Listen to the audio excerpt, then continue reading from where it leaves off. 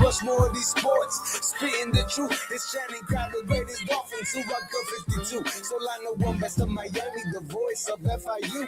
We reppin' to Miami, the Heat and the Panthers too. We reppin' for the Marlins, the Dolphins, that's how we do. We reppin' for the Crips, so it's always about the you. Hey Jimmy, please get Appel on the phone and tell him that it's on. I finally got his name on the song. Can't do it wrong, cause it sounds so sweet. Just spit the facts while I keep the crowd on their feet.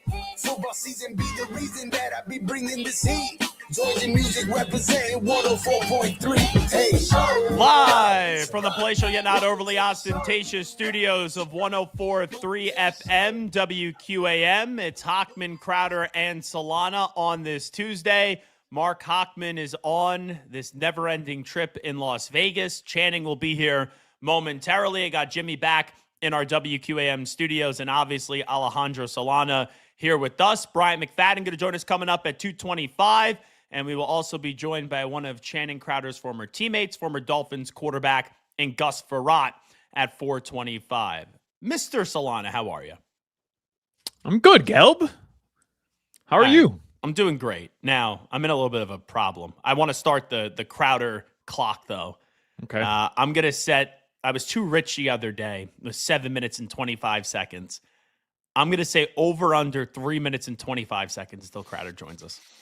Let's see. It's 2:04 right now. I will say over. Yeah. Over. Okay. Clock is running. We'll see what happens there. Okay. I feel like a little kid today, by the way. Why is that? So I have this big bottle of water. I feel like I'm at school. And then I have this like cup of trail mix and nuts. Now, I did something that's a major no-no. One of the dumbest things I ever did in my radio career. I used to do these shows on Thursday nights at Buffalo Wild Wings.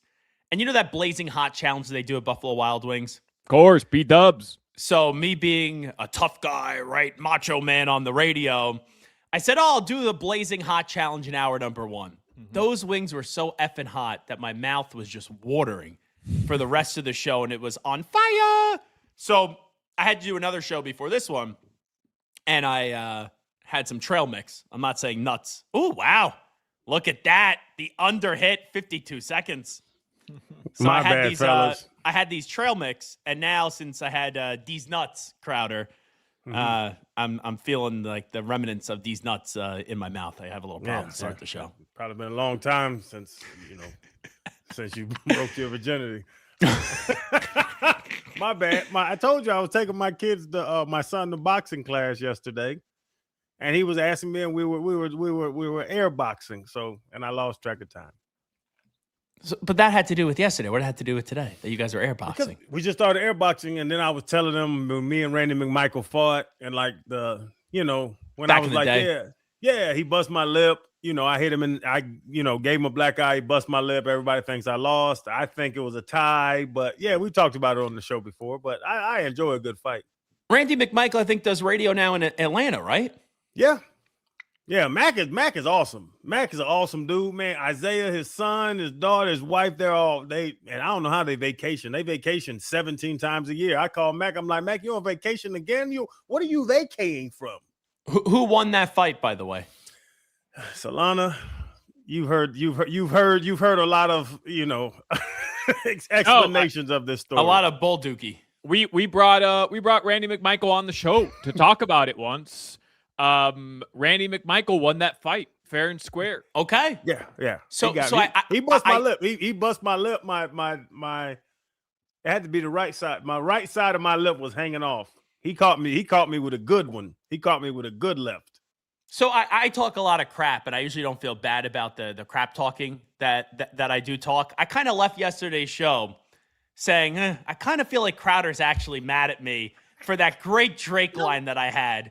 And then Channing said it about 3 or 4 times that he wanted to fight me. Gelby. But if Randy McMichael kicked your ass, I kind of feel good about myself too. Gelby, this is the thing. And this I was explaining this to my son. That's why I'm late. Gelby, we can lock up, fight. You can whoop me, I can whoop you, and then we're gonna go grab some beers. It's old school, man. We don't have to hate each other and try to stab each other and get all upset. Man, we fought, and I'm like, damn, Gelb, you got me. You want to go grab some wings? That's the man but I'm just stuff. you being a a former athlete. Like, is that apples to apples? No, Gab, I'm gonna wear your ass out if we fight. Okay, so you think you'll kick my ass? I really do. I'm very confident in that. So I would be the underdog. There's no doubt about it. I would think I'm the underdog here. Yeah, you'll be plus 20,000. No, I don't know if it's that much, because here's the thing. It's like kind of like Mayweather Pacquiao.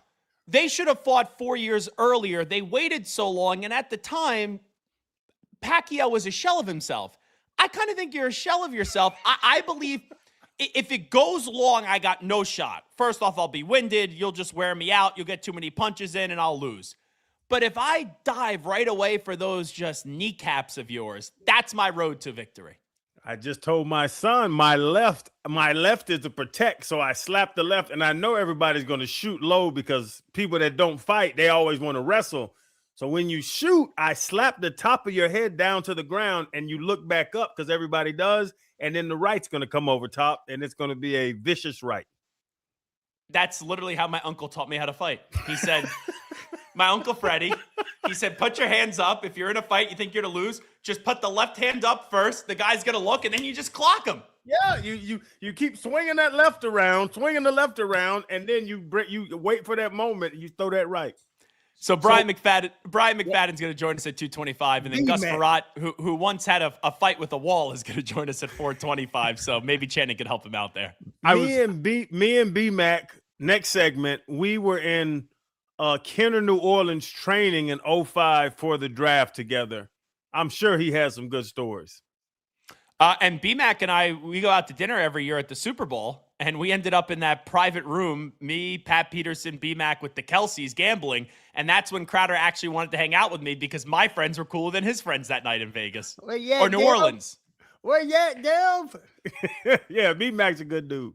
Crowder's supposed to fight Omar Kelly. I don't know exactly how this came about, but you know, Gelb, how there's all these celebrity boxing fights taking place, and there's a card for everything now. There was supposed to be some sort of card where Crowder would fight Miami Herald Dolphins columnist Omar Kelly. I don't know exactly what the situation is with that, but Crowder, you were pretty confident in a one-round knockout of you against Omar Kelly. If that's the case, then you can be on the card twice. You'll go up against Omar, and then Gelb could take you after. I actually think that should go in a different way. And I'm not trying to start beef with Omar Kelly. Like we had him on once when I was still in, and I don't know him well. I am familiar with the work that he's done, but wouldn't it make more sense since Channing's kind of like the champion, I would say in this case, that I would fight Omar first, and then the winner would get Channing? Wouldn't that make more sense? Bracket play. Get it sponsored too. Well, then maybe Crowder should have to fight somebody as well. Jimmy. I'm calling Solana. Solana, me and you are the undercard then if we're going to do this. I am 100% down. I would would wear your ass You would get smoked. I would wear your ass out, bro. Yeah, I don't see you having any chance up against Channing Crowder. By the way, Crowder has dug deep into his stash of metal music tickets. That's why he was a little bit late. And has your chance to win tickets to see the legendary Def Leppard at Hard Rock live in October. Be listening at 4:20 for details on how you could win. Let's get to headlines with Solana. Headlines are driven by our friends at Doral Kia. Just pulling up my headlines here. You always pay less with your Pricito at Doral Kia. Visit us at Doral Kia or at DoralKia.com. I'm going to start off, gentlemen, with some pretty cool news. Did you see the cover of EA Sports, their college football 27 that's coming out? Did you guys see who's right in the middle as a cover athlete? No, but can I guess? Yes. I'm assuming we're on Miami radio. Darian Mensah. No, not Darian Mensah, but you're on the Brendan right track. Sorsby. Not Brendan Sorsby. Oh, Malachi Tony. Tony. Yes, sir. Yes, sir. Yes. Who will be wearing my guy number 1 Mensah this got year? screwed here. He should be front and center. He's going to win the Heisman this year. Yeah. If Jeremiah Smith never played football, Malachi Tony would be the best receiver in the nation. I would agree with that. It's Kwan Lacey at Ole Miss, Malachi Tony, Kwan Lacey, thank you, and Dante Moore, the quarterback at Oregon. Those are the 3 cover athletes, but Malachi right in the middle. No Arch Manning. That was the question I was going to ask, Gil. You read my mind. I believe Arch might have been on the cover last year, though. I Okay. believe. I have to double check that, but I'm pretty sure he was, which is probably why. So I asked you a question the other day, and it was, you could only have one. Canes championship or Giannis Antetokounmpo. You said Giannis. Crowder wanted to pop you in the mouth for that answer, and I agree with him. Mm-hmm. I'll ask it to you today. Giannis Antetokounmpo on the Miami Heat or Arch Manning on the Dolphins? You could only have one. Ooh, that's a tougher question. Is it? I think that's an obvious Giannis Antetokounmpo to the Miami Heat. No, it's Arch. Burn the hands worth two in the bush, Gelby. You've won 3 championships in recent memory. The Dolphins haven't had a quarterback since Marino. You take the flyer on Arch. Don't do that. You're the one that a month ago was calling for Pat Riley to step down because he hasn't done anything for the Miami Heat in 5 seasons. And now, when you have the opportunity, the happy hour, the early bird special, to get a for sure thing with Giannis Antetokounmpo, you're going to say, well, they've won 3 championships in recent memory, and kind of couch it like it's all good and it's all okay for the Miami Heat to not get another superstar. At least with Giannis, you know it's a for sure thing. I'm not saying you win a title, but you know he's a superstar. I don't know what those injuries. You don't know. Oh, get out of here. You don't know what Arch Manning's going to be. You have no idea. Arch Manning could be his uncle and his uncles. He could be Peyton or Eli. If he's Eli, like that's mid-tier. I don't think Eli was that great. Peyton was a dog. He could be Josh Rosen as well. Sure, but there's more of an appetite in this town for the Dolphins to finally have a quarterback than it is for the Heat to get another star. I have Bam and Giannis to watch play every other night. I'm Giannis on this one, Gelby.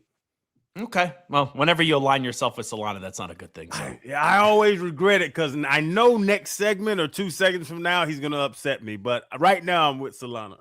Yeah, I'll probably upset you right now, actually. But do you think, Gelby, that Arch Manning is going to go number 1 overall next year? Like, you think it's a foregone conclusion? Not a foregone conclusion. Right now, I think the pecking order would be Arch is 1, Dante Moore is 2, and then the 3 spot I think is interesting. It could be Julian Sayin.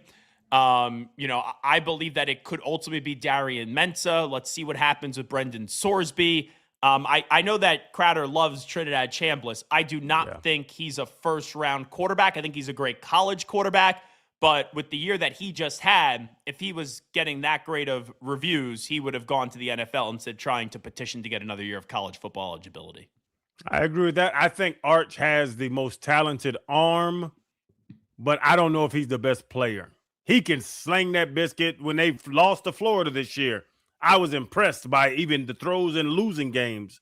But we're going to see because everybody's high on Dante Moore. I've watched some of his games. I haven't watched all of them. So I think this quarterback class this year, but they're talking about it like the 83 class. They're talking about it like Marino and Montana and them boys. We got to see. I don't know if you can do that. And then also CJ Carr. I know last year was his first year playing, but it was his second year at Notre Dame. So this will be his 3rd season technically out of high school. That could be another name to monitor if he has a big year. Today was day 1 of mandatory minicamp for the Miami Dolphins. It wrapped up about, I'd say, 2 hours ago. I have a ton of notes that I'll get to throughout headlines today from different beat reporters or stock up, stock down from Chris Perkins. But David Fioranes did tweet that Malik Willis looked sharper than he did last time they were out there for that OTA session a week ago. He says decent day spreading the ball around to different targets. Who cares? Guys are in T-shirts and shorts. Channing, you know that these things are a bunch of crap. At least when you guys were doing it, it was like 2-a-days, and there was a purpose. I've been to all these recent forms of OTAs and training camps, mandatory, voluntary, monotonous, boring. They could be in my backyard. I wouldn't even want to watch them. Gilby, I call it all the time for years now, the underwear Olympics. I don't know if this guy can play football running around with these underwear on. I need to see him with shoulder pads and helmet. I need to see if you're going to bust somebody in the face defensively. And I really want to see if you want to run through that line when there's some guys that'll bust you in the face. Kind of compelled to do my show now in my underwear, if I'm being honest. I feel like that'd be comfortable. You got them tight draws. Extra small crotch. Oh, for sure. There's nothing extra small about me, my friend.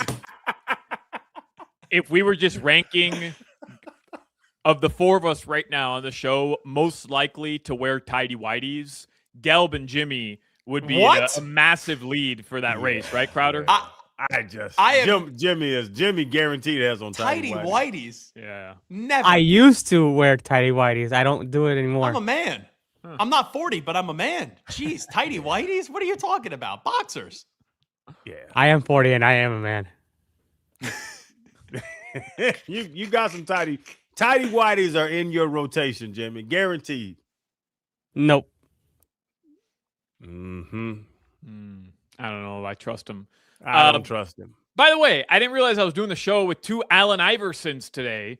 Hey, it's important that Malik Willis goes out there after practice. What we read about OTAs, he had a difficult time at establishing some chemistry with his receivers, which, by the way, we're not crushing him for that. It was obvious. Our receivers aren't very good, and it was his first time out there throwing to them. I think minicamp is important for him to establish that chemistry.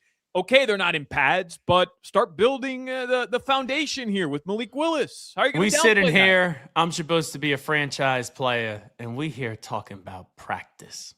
Not a game. Practice. Solana, you know I'm jaded by Jason Allen's OTAs. I thought Jason Allen was about to be a monster cornerback when he got drafted out of Tennessee a couple years after me. And then the pads went on, and I said, "Oh, he's a gunner on punt team. This is crazy." Yeah, man. I've seen so many guys look good and bad in practice, and then get into the real time and be able to play, and guys that look good and bad in practice and get into the real time and ball. So, all right, Los Marlins, they did beat the Washington Nationals 7-3. Yesterday, you got a home run from Liam Hicks, a home run from Kyle Stowers, and a ding-dong from Heriberto Hernandez as well. They're going to play the Nats Game 2 of that 3-game series tonight in the nation's capital at 6:45. Tomorrow, they do play at 1 p.m. Tonight's game will be on FM 104.3 WQAM. You can listen to it right here. Your weather holding in a burp? I mean, yeah, I was. Thanks for pointing that out, though, Gelb. I appreciate that. Well, you were like you look like your head was about to pop when you were. He got that whey protein on him. No, actually, it's been a tough day for me. Really a tough 24 hours. I've been only drinking electrolytes. Oh, tummy hurts. Yeah. Crowder, you might be right, dude. I might have Crohn's. I'm calling my doctor. It's not even a joke. I'm calling my doctor tomorroro. Work with Gelb, you get Crohn's. An appointment. Gelb gave you Crohn's. Apologize. It's the second time in a week where I'm just not sleeping because it's tough, man. It's tough out here. So I'm just drinking straight up electrolytes.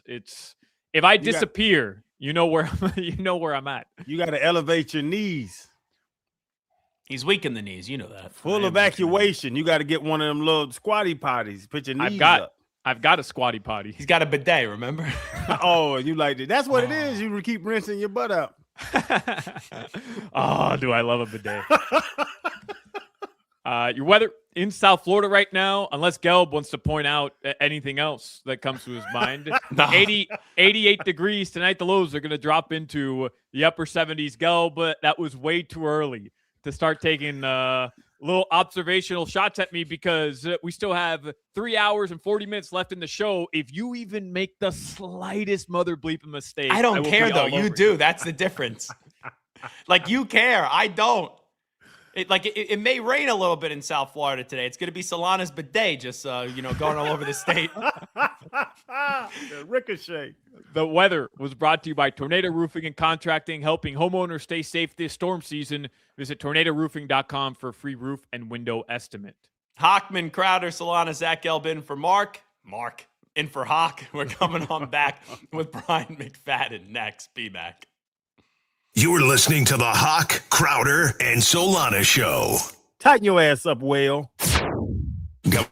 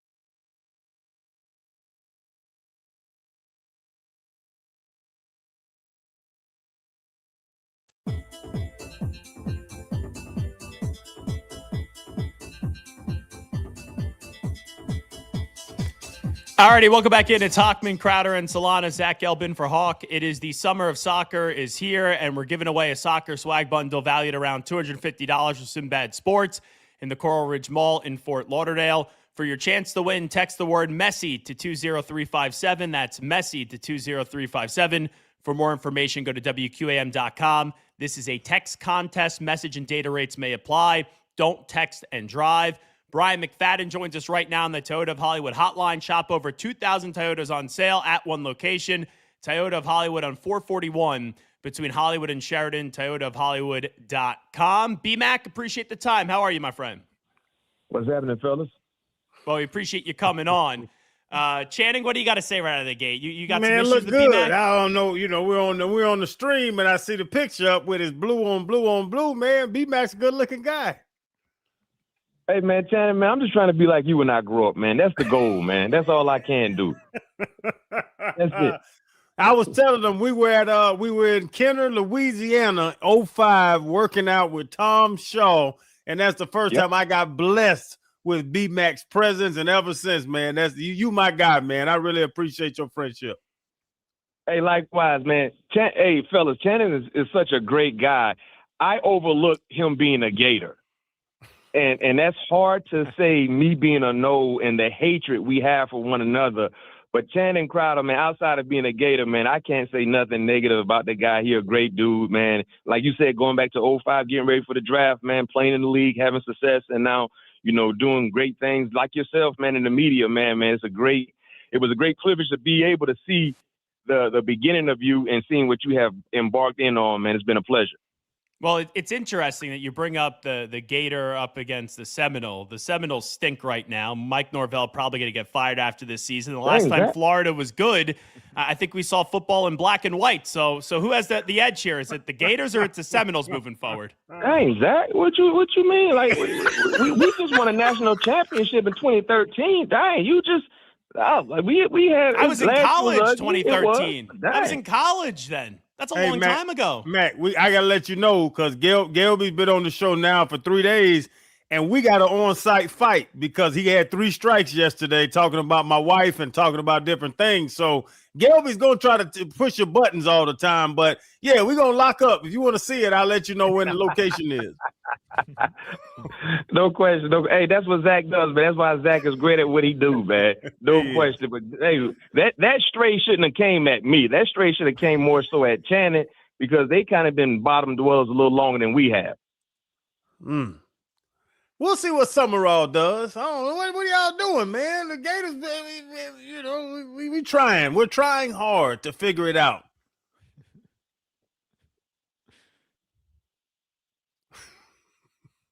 He's got nothing. Your football team stinks so much he can't even give you any positive words. Isn't that right, B-Mac?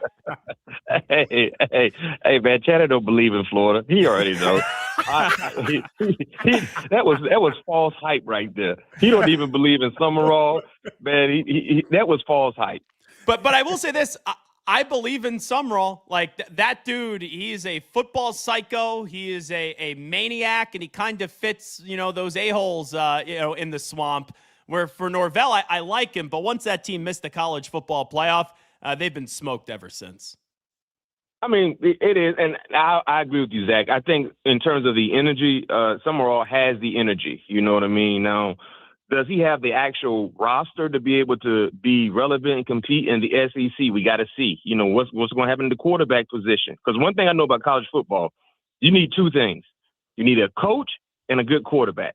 You know what I mean? And if you have those 2 entities, you're going to win ball games. We just don't know what the quarterback situation is going to look like there in Gainesville. And the same can be said for Florida State. Even though we got Ashton Daniels from Auburn, he's kind of been a little more inconsistent throughout his career than consistent. So if you don't have those 2 things, man, it could be a battle.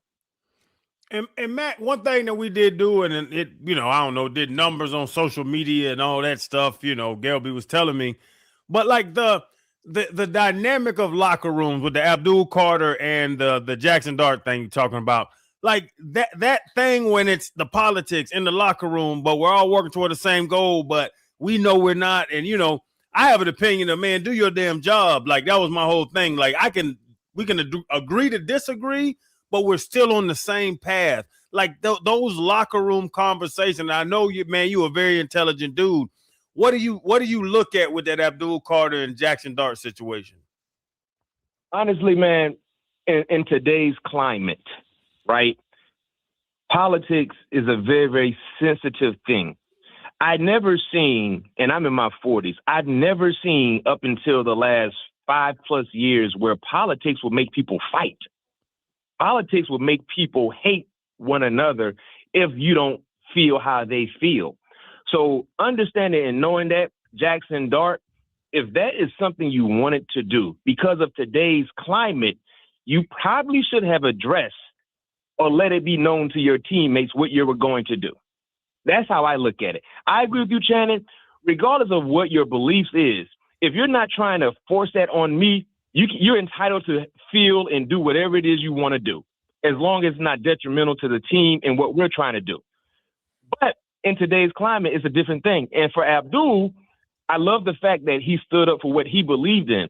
But also, too, there's a better way to do it than going publicly on X, where everybody can see it. And I had someone approach me and say, well, B-Mac, you can't be mad at Abdul Carter for going public when Jackson Dart went public when he announced President Trump. Well, I see what you're saying, but two wrongs don't make a right. Because if you wanted to address your feelings about what Jackson Dart did, you call him directly. And you say, you know what? There's some other guys on the team feel the same way I feel. They just didn't speak up. I think this is something that we should discuss internally so we can keep the distractions at a minimal piece. Hey, BMAC, I want to transition to a pretty busy day in the NFL yesterday. What was the bigger, I guess the bigger trade obviously is Myles Garrett going to LA, but which one will have the bigger impact in your mind for two teams that are, trying to get back to the Super Bowl next year? Man, it's easy for me. It's the Rams. It's the Rams. If you look at Los Angeles, the Rams over the last few years, we always feel like they're a championship-like team, right? And it's mainly for two reasons: the coaching and the quarterback play. And the coaching, not just on the offensive side, but defensively. Chris Shula has done a masterful job in being able to get young players and develop them within his system where they're major contributors. But if you look at a year ago for the Rams, the one issue of concern you had was on the defensive side, primarily in the secondary, right? I think, if I'm not mistaken, they were tied for the second most 100-yard receiving games a year ago. I think they allowed 9 100-yard receiving games, tied for second most. That's not good. And they were a championship caliber team last year.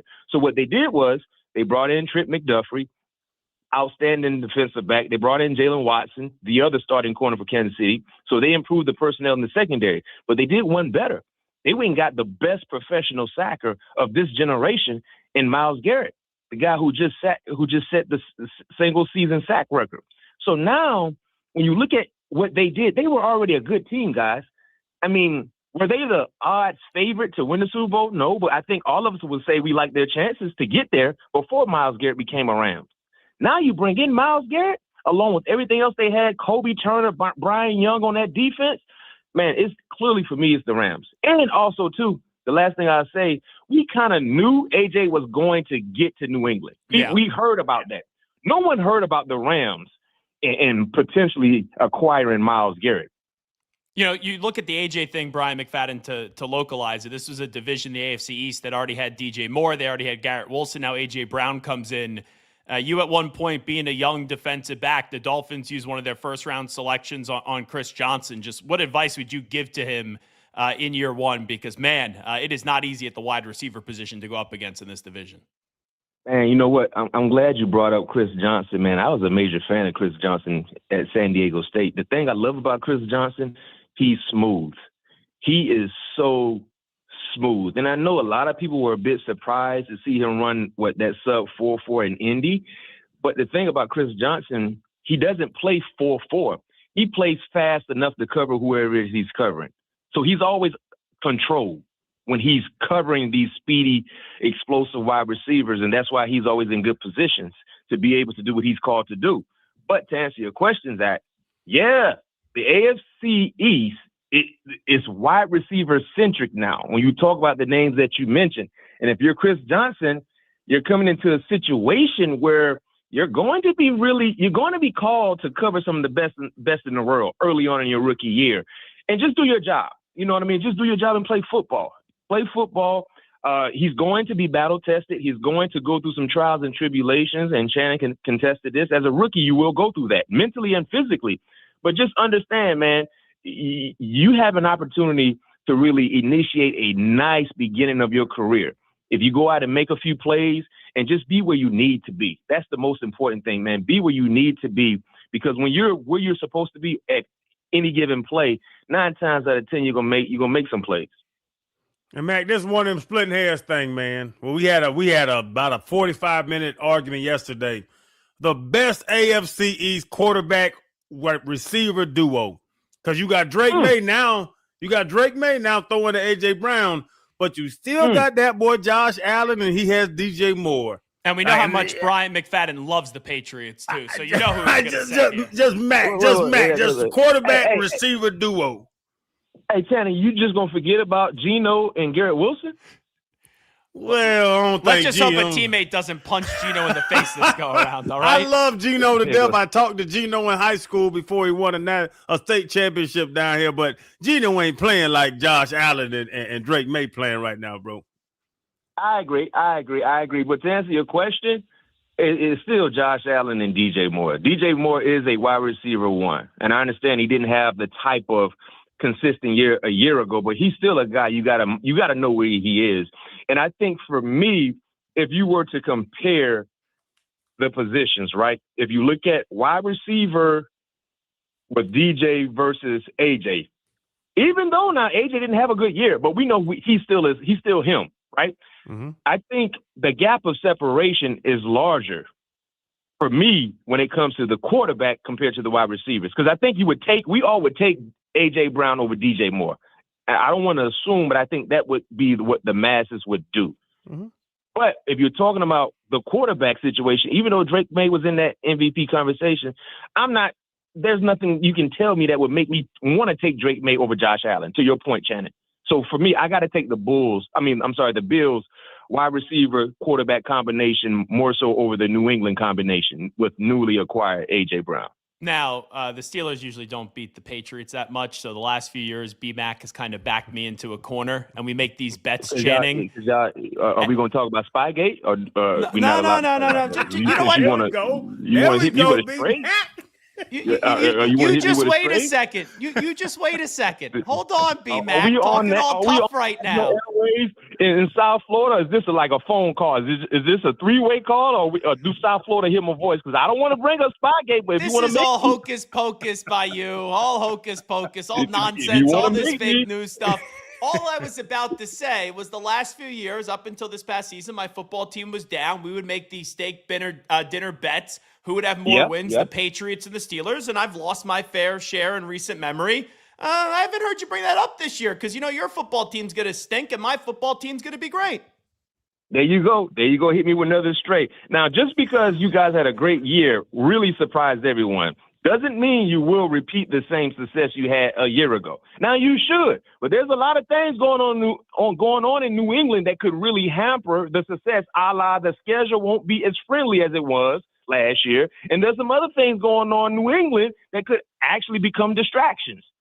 So is the Diana Rossini thing really that big of a deal? Like inside the locker room, do the players even care about this Diana Rossini thing?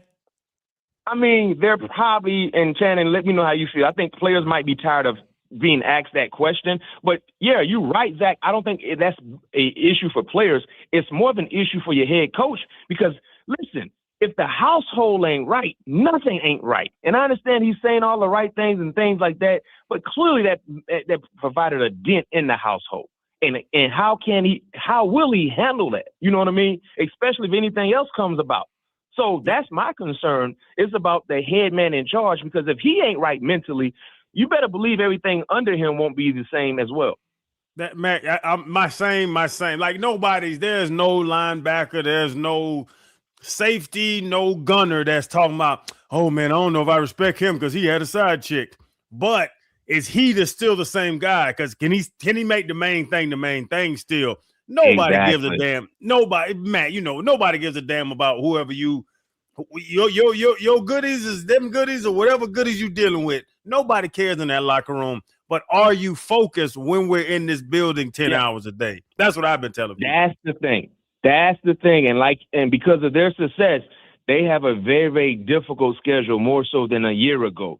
So now you're playing against some of the best in the league, week in and week out. And you have because you got to the Super Bowl, you didn't win, but because of the success last year, now every opposing team you play against this year, they respect you and they attack you in a different way because of what you did last year. You know, I got one more thing for you, Brian McFadden, with you knowing Mike Tomlin as you do. Let's say the Dolphins are the worst team in the league this year, and they draft Arch Manning. Here you go. And let's just say the Dolphins go, we've seen enough of this Halfley guy. He shouldn't have been the head coach anyway because he was a fine coach at Boston College before being the Packers defensive coordinator. You think Mike Tomlin would ever coach the Dolphins? You think he'd ever take that phone call and consider coming back? Not Miami. No. But other places? Now, I'll say this. Miami could be a very, very intriguing place because of what you mentioned, where they could be in the draft in 2027. And also, too, I understand people are always throwing out Arch Manning's name as the odds-on top quarterback for next year's draft, but we don't know that. So pump your brakes on the Arch Manning potentially being number one just a little bit. Fine, Dante Moore, regardless, whoever it is. Yeah, regardless, right? Yeah, no question. But to really add substance to your potential question, I think if Mike Tomlin was to come out of retirement, it would be to the New York Jets. Oh, I think it would be the New York Jets, and here's why. The New York Jets, correct me if I'm wrong, guys, they have 2 first-round picks the next 2 seasons or something like that. No, they just had 3 this year, and they have 3 more this upcoming draft. Yeah. So they traded back in this past draft to get Cooper, which was a 3rd first-round pick this past year. And this upcoming year in 2027, they have 3. They have 3, and they have cap space available. So now, if you look at the roster as constructed right now, they have some nice, appealing pieces. You know what I mean? And you have draft capital to really play with, to manipulate the draft in terms of moving up higher to go get that ideal player, whoever you might need. So if you're a coach like Mike Tomlin, where you look at the Jets, they have more appealing pieces than the Miami Dolphins currently constructed, along with 3 first-round picks in 2027. And we all feel like this 2027 quarterback class should be much better than what we saw in 2026.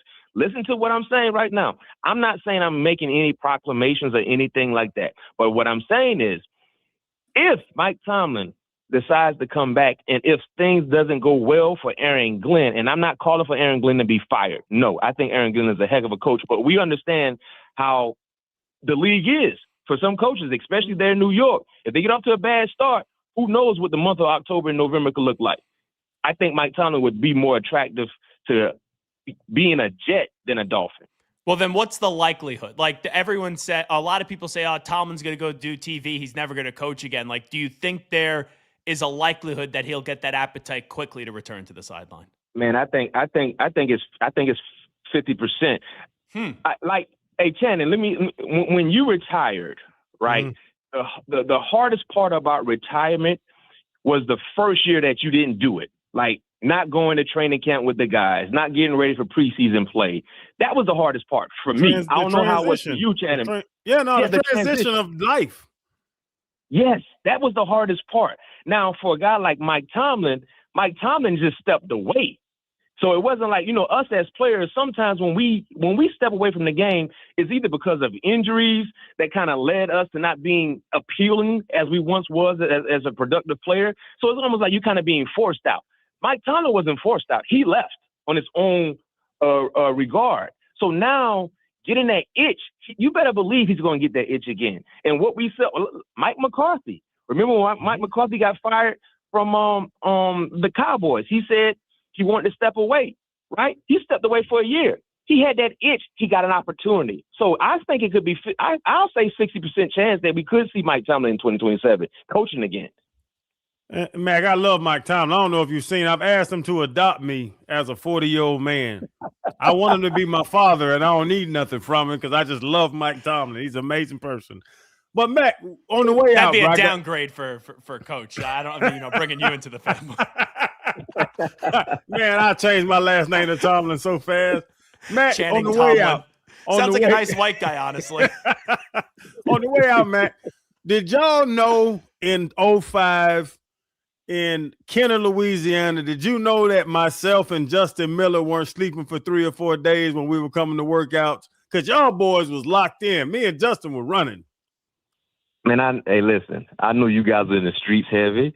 See, hey, listen to me. Y'all hear me out. Now, the thing about our class there, we had a class that were all like-minded guys. We love ball, but we also were some roughnecks also. So you can drop us off anywhere. Remember, Junior Rose Green was there. You drop us off anywhere, man. We're going to find a way to get it done. But to your point, I knew good and well y'all boys is in the street, heavy in the street.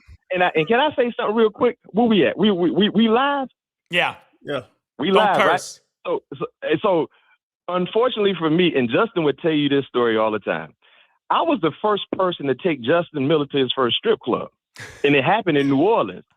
We was in the 9th Ward, a spot called Roxbury, in a spot where we had no business being there. Yes, I heard about Roxbury. I said, Justin, come ride with me. I'm going to take you out. Justin, because he was from Kentucky, so he was a little blue a little bit. Bluegrass State, he was a little blue. Man, we went in there, man, and Justin, when I tell you, you talk about making himself known and comfortable, and since then, he hadn't been the same. And to your point, I knew good and well you boys wasn't sleeping. Yep. Hey, they were coming to workouts. Channing is a good beer drinker. Ain't like a alcohol guy. Channing can drink alcohol and he drink beer. Coming in there smelling like my uncle. Straight Budweiser, his eyes red. I'm like, bro, what are you doing? But one thing I can say about Channing, even though he was drunk most of those workouts, he worked out. He didn't complain. He got through everything. And then once we had lunch, he off and running again. Straight street walker. He was a professional street walker in those days. I'm just annoyed that when B-Mac took me out to New Orleans, I was losing money either way. He takes me to the casino. I much rather would have gone to the strip club if I was going to lose money either way. Roxbury, Gail. Hey, I got you. That was a young B-Back. That was a young B-Back. Hey, I wonder is Roxbury still open in New Orleans, man? We gotta check that out, man. Roxbury, man. The 9th Ward, I think it was. Hey, B-Mac, I got a good man. I'm a gold member on United. I got a Delta flight. Whatever you want to do, B-Mac, let me know. Oh, I already know. You already know, my guy. You guys can go bitch about Spygate together still after all these years. There you go. But at least Spygate alone now. We don't want to open that Pandora's box. They destroyed the tapes. They destroyed the tapes for a reason. Yeah, the rings still are shiny and bright. Brian McFadden, appreciate it. Thank you. I appreciate it. Yes, sir. Coming on back, it's Hochman, Crowder, and Solana right here on WQAM 104.3 FM. You're listening to the Hawk, Crowder, and Solana show. But now I've got an entire squid and quail egg in my mouth.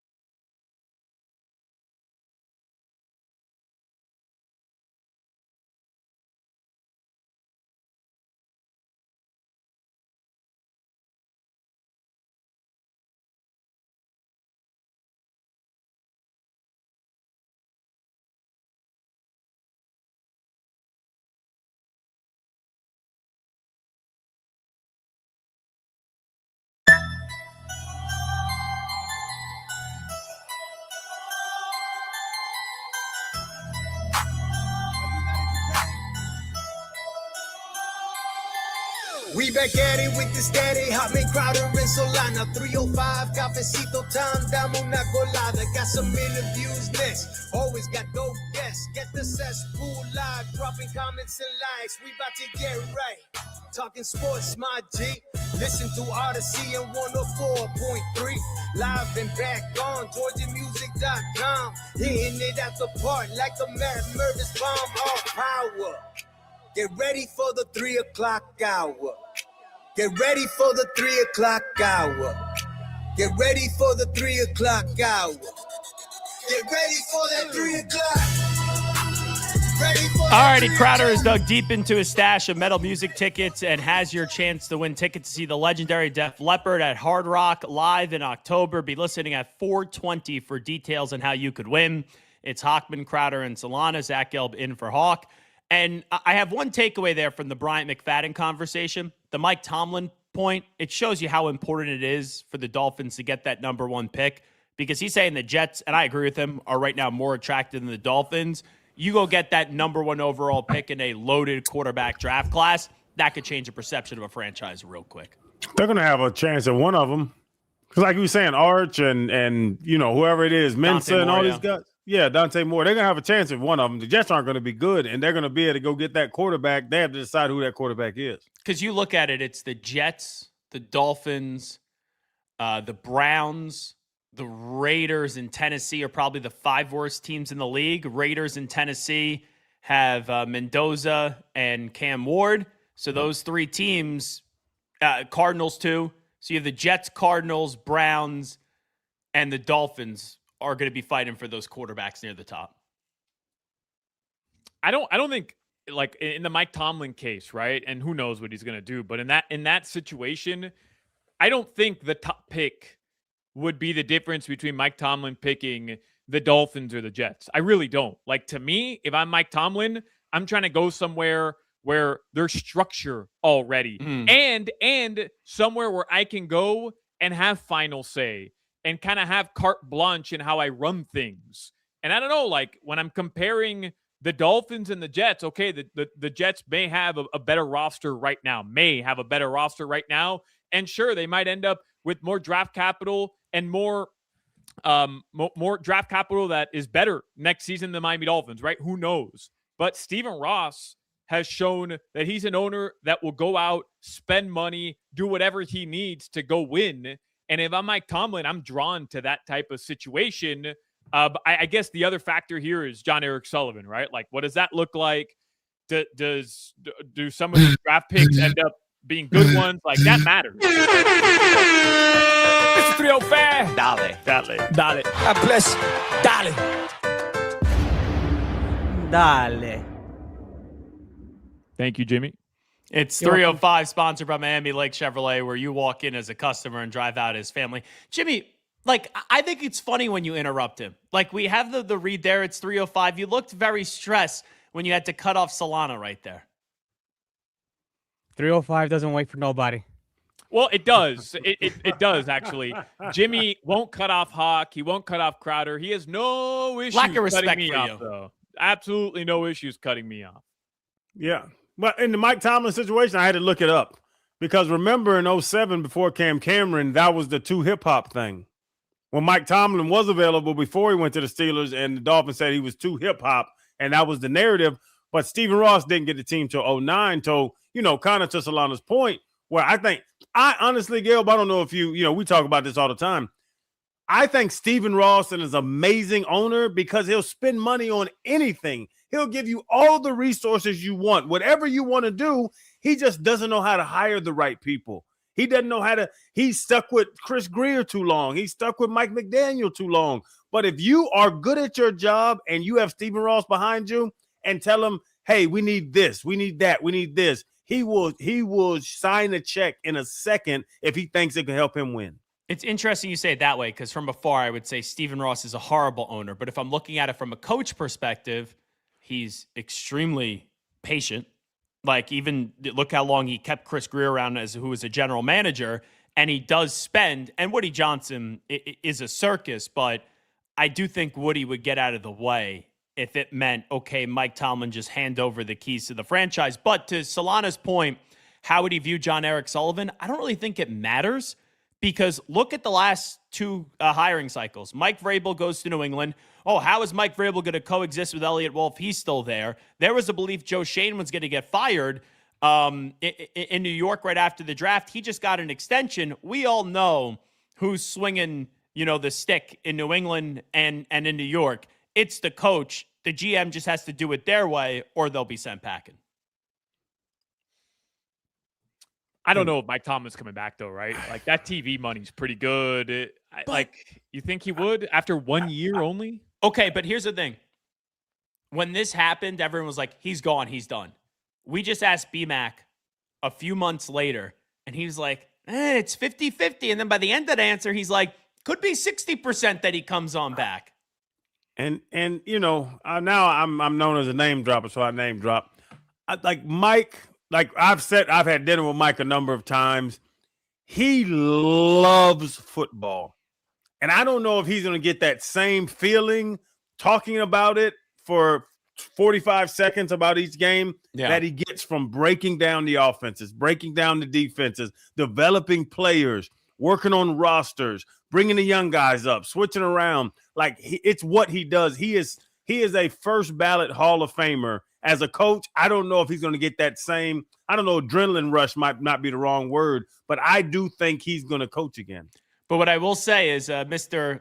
Let me tell you what, man. Let me tell you about Spider 2 White Banana. He loves football too. He was out for 10 years in the media game and then came back. So could Tomlin never coach again? Yes. Could he sit out 10 years, come back? Sure. Could he also be back next football season? Absolutely. It is a guessing game.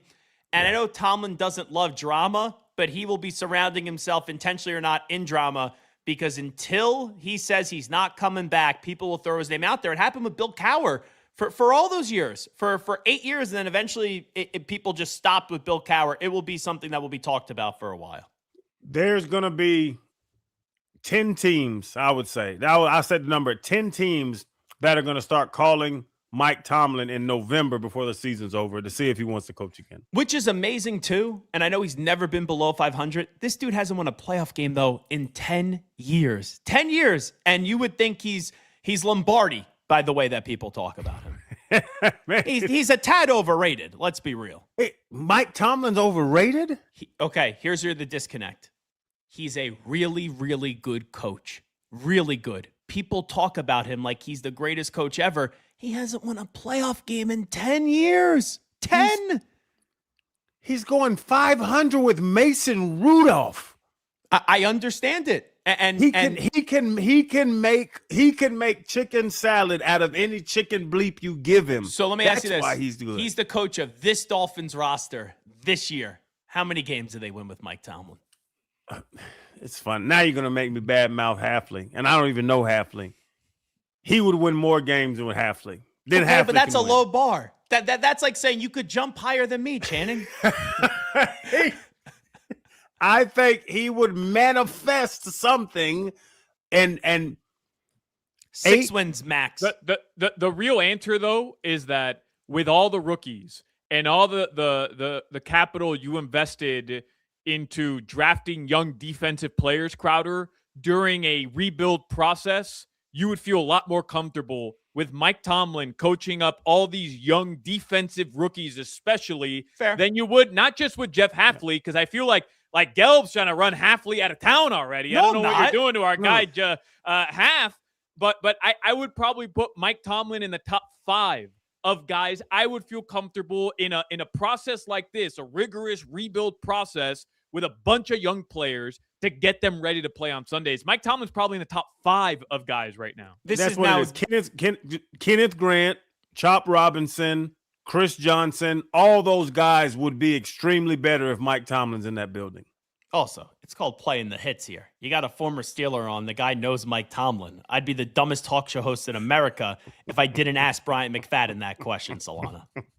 Trying to run our guy Half out of town. He coached his first minicamp today. Gelb's already talking about Mike Tomlin next year. Come on. Let's bring on Jaime Jaquez in the next hour. Solana will say, you're untouchable. You're the greatest thing ever. We can't trade you. And then the minute he gets off the phone, Giannis for Jaquez. Get him out of here. Take out the trash. Let's get to headlines. Hey, there's actually a big signing here for the Miami Huge. Dolphins. These headlines are driven by Doral Kia. You always pay less with your pricito at Doral Kia. Visit us at Doral Kia or at DoralKia.com. I believe this signing immediately makes the Miami Dolphins better than Gelb's New England Patriots. They have brought in a former first-round pick, Jalen Reagor, who was selected by the Philadelphia Eagles in the 2020 NFL Draft. He's a wide receiver, and according to Adam Schefter, the Dolphins are bringing him in. And it's crazy. He probably becomes their best wide receiver with this wide receiving room. Rager can't catch a cold. He comes to Miami. He's the best wide receiver. Yeah, we just want somebody in the room. We can't have two. We can't have Tutu and Caleb. That's it. We need somebody else in the room. And do you remember who the next pick was? Jalen Reagor went, and then the next pick was Justin Jefferson. Yeah. In the draft. You had Rick Spielman and the old curmudgeon, Mike Zimmer, I think what was his name. They were doing high fives. They were doing the Cabbage Patch Kid because they got Justin Jefferson. We've done the show where what could we have over what we have before, Gelb. If you do it for any team, you're going to be sad. Well, I will get to that later because one of the greatest what ifs of all time, I want to bring something back up and get your thoughts on. But man, yeah, my mind was thinking down that road earlier. It upsets you if you really look at it. No, I apologize. I don't want to upset you. I feel bad about that now. No, you don't. Best I ever had. No, you don't. You know, people just think I'm a mean guy. I have a heart. I have a heart. Last time you felt bad was 87. You feel bad. I wasn't even bouncing around then. I think the greatest what if in my lifetime is the Dolphins taking some bum in the third round instead of taking Alex Smith, the tight end, right after him. But, you know, that's just me. I think the greatest what if in the history of this radio station is what if Len Weiner didn't hire Zach Gelb. That's what probably someone's saying right now as they listen to this show today. Do you remember, Crowder, who went after or who went before you in the draft? I know the backers. I know Lofa. I know Odell. Lofa Tatupu, Odell Thurman, Kevin Blackstock out of Virginia. I knew the linebackers. DeMarcus Ware went before me, which that's justified. But yeah, it's some guys that I was better than that went before me. Where did you think you were going to go? First round, Mel Kiper. You don't know the story, Mel Kiper told me Green Bay 20, at the latest New England 32. And so I went out and spent $1 million during the draft process because I'm going first round. Man, we could have been doing radio in Boston if you got drafted by the Patriots. You could park the car in the yard. Oh, it would be great. Listen, and that's why Mel had me in debt. My first you wouldn't contract be as tan was, though. If you were at one Patriot place, you wouldn't be as tan though. I would say. Yeah, that's it. And I probably would have had a better career because I couldn't party. There's nothing to do in Boston. Yeah, Lookers. The going out scene stinks. Like I had friends in Boston. I would go out. You had to go out at 8:30, and everything would be shut down by 12:30, 1 in the morning. Not a fun. Yeah. It's no 11. I'll tell you that. 8:30 to 12:30, Gabe. I could have got into trouble them 4 hours. Yeah. Hey Crowder, when the Dolphins cut you in 2011, didn't you also have an offer? I'm not even trolling you. Oh no. Didn't you also have an offer? Or you went to go take a visit with New England, and didn't you sit with Bill Belichick, and he told you to come up to New England? Yeah, first off, I hate how you said cut because you said it very vile. Like, let's say released. Let's say released. Well, you weren't one of those sensitive people. You showed up. You showed up to training camp. They were supposed to pay you a ton of money, and they're like, "Oh, we let him go, then we don't have to pay him a ton of money." And they're like, "Hey, Crowder, see ya." Then he went on the radio, was sit and bitched about it, and then Belichick was like, "Yeah, Channing, you're too much of a distraction. We can't bring you in here." Let's say released. But no, I did. I worked out for the Patriots. I had lunch with Belichick. Funny, his son, but he was a puppy. He was a little kid. Steve, and he has another son. He has two sons. Brian, I want to say. It's something, but he had two sons that were just like ball boys around the facility. And I sat in his office. We talked, had lunch, and I had a workout set up with Buffalo and the Seahawks. And my wife was 8 months pregnant when they released me. And I kind of went to New England and I working out, and it was like this whole process. And I was like, yeah, that's why I said, I was like, man, I'm gonna take a year off and I'll see what happens. But yeah, I worked out for New England. I had to work out with Buffalo and Seattle. And the regretful thing is Seattle won the Super Bowl the next year. You know what's crazy? In 2011, that was the end of your playing career. Is probably the beginning of Jordan Hudson's life. You know, Belichick's girlfriend. She was probably born right around there. I didn't see her in the facility. I'll make that clear. It all comes back to Jordan Hudson, doesn't it? What a creep. Crowder, that is why you and somebody like Zach Thomas, in my eyes, will always be Dolphins legends, because Zach Thomas famously told the story of after leaving the Miami Dolphins, getting that offer from the New England Patriots, and had basically pen to paper and said, I can't do it because it meant too much to him, the respect that he had gotten from Dolphins fans, to go play for their rivals. So instead he went to Dallas. And that, to me, makes both of you Dolphins lifers. Unlike that backstabbing bastard, Jason Taylor, who went and played for the Jets, right? I didn't say it. I didn't say that, though. I didn't say it. They offered JT 14 times more than the Dolphins offered him. Yeah. And they cut him for the dumbest thing, because on Dancing with the Stars, like, cares. Parcells wanted a new regime. Yeah, when let him go do the foxtrot and then come get 10 sacks in a year. Who gives a bleep, Parcells? When I worked out for the Patriots, I got up there, I don't know, but it was like it was the night before the workout. So they flew me up there like a Tuesday night. I had a workout Wednesday morning. And so I was walking around one Patriot place. They have the hotel right there, and they have all them restaurants.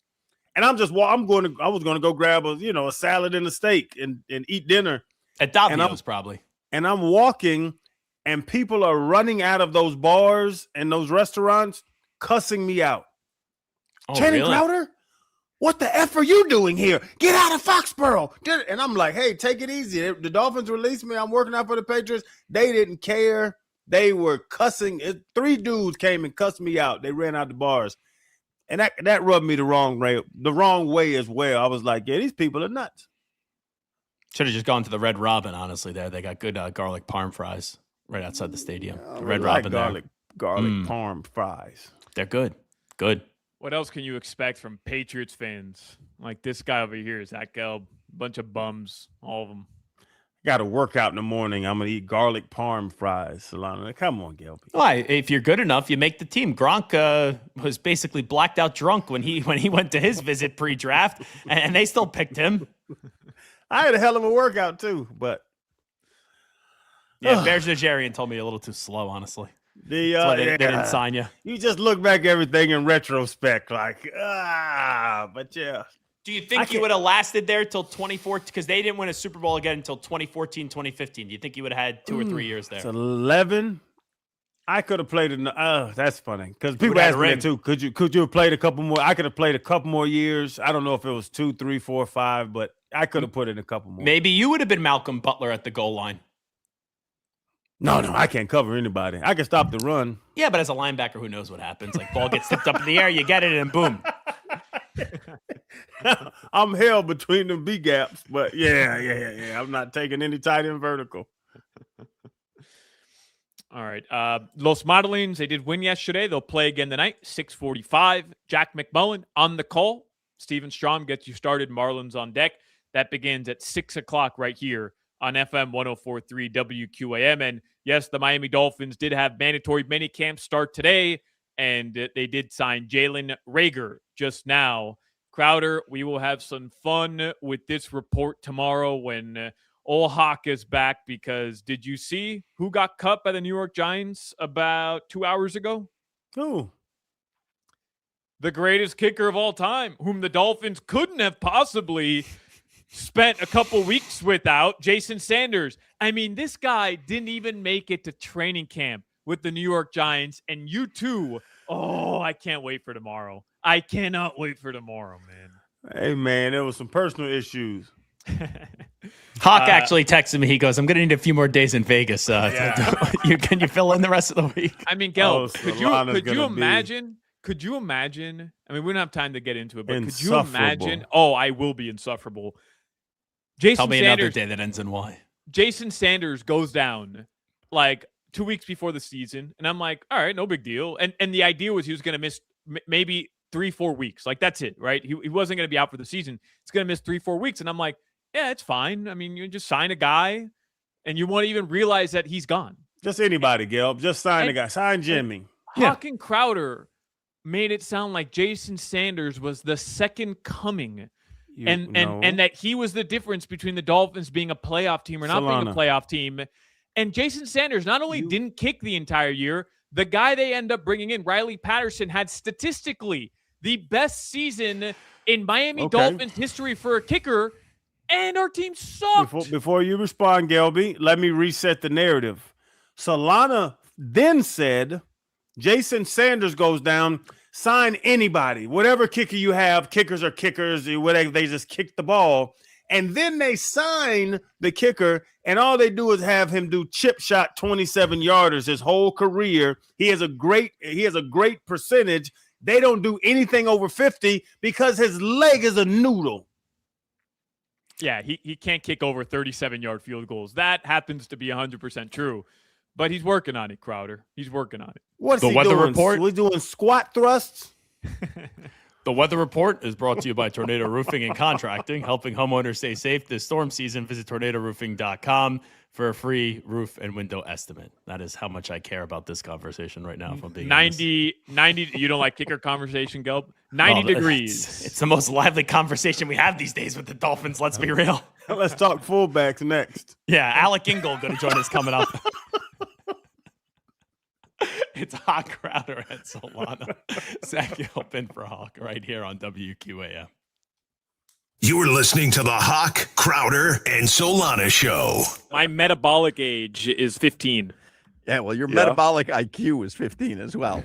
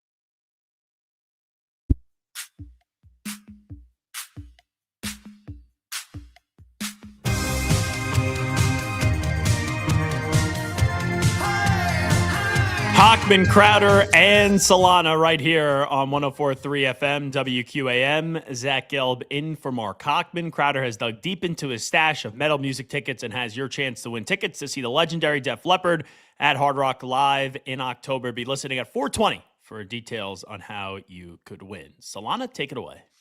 Talk about it Tuesday, Gelb. I'm going to give you, Crowder, Jimmy, some topics. We'll all weigh in, though.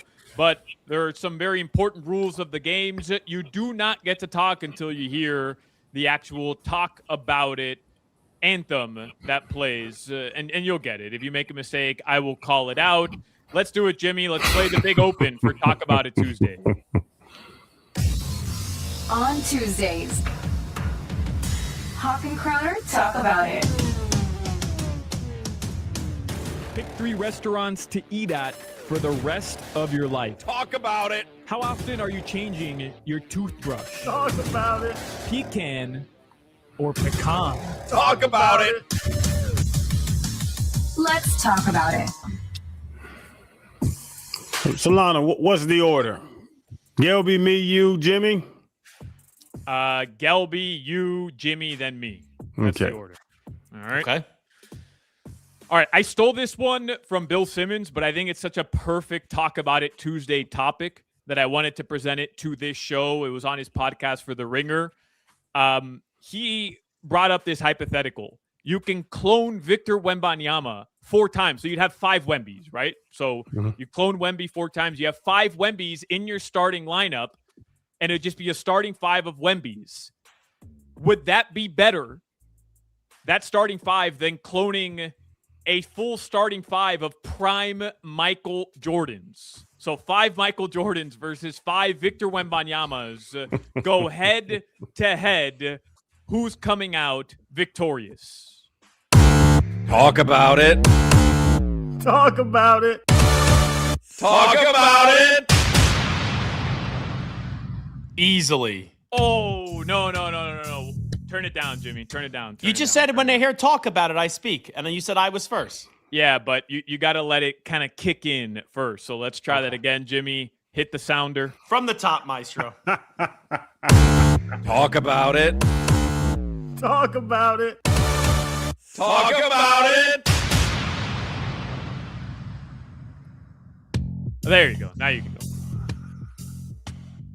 Can I go? Yeah, you're good. You up. Wemby. It's not even close. Michael Jordan's the greatest basketball player of all time. He's not 7'4". I understand how great of a defender he was, but it's Wemby. You know how I feel about Michael Jordan. Mike Tomlin, I wanted him to adopt me. If Michael Jordan wants to adopt me as a 42-year-old man, I would let him. But you can get 5 7'4" men on the court that can all run the point and the guard and the power forward they would beat them by 60. 5 Wembys would beat 5 Michael Jordans by 60 in any game they played. Jimmy? I'm going to take the MJ. I'm going to take MJ. You're taking Michael Jordan, Jimmy? Yes. Well, you're wrong. It's Victor Wembanyama. It's not even close. I think the real question. I love that. Hawk came back from Vegas. He was reincarnated in Jimmy right there. Who is going to get in the post? Well, Jordan's going to fight Wemby down low and also cover Wemby on the perimeter. Come on, man. Jordan would be the modern day Sorsby. Let's be real, all right? Is there any player that you would take over 5 Victor Wembanyamas cloned? Is the only one LeBron James? Is that like the only one? Or maybe Kevin Durant? Would you do Kevin Durant 5 KDs versus 5 Victor Wembanyamas?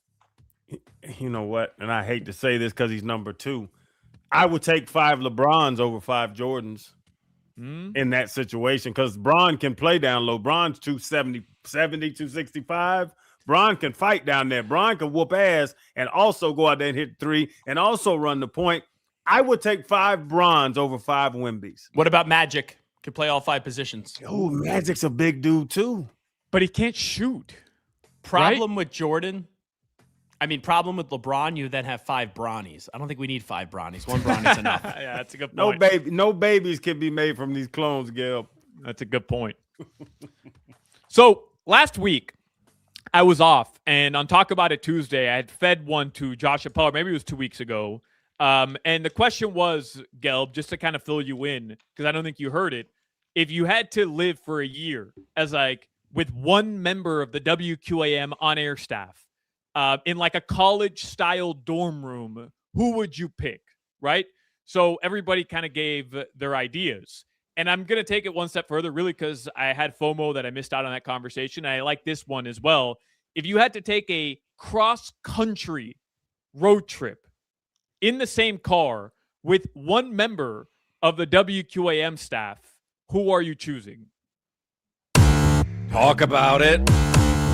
Talk about it. Talk about it.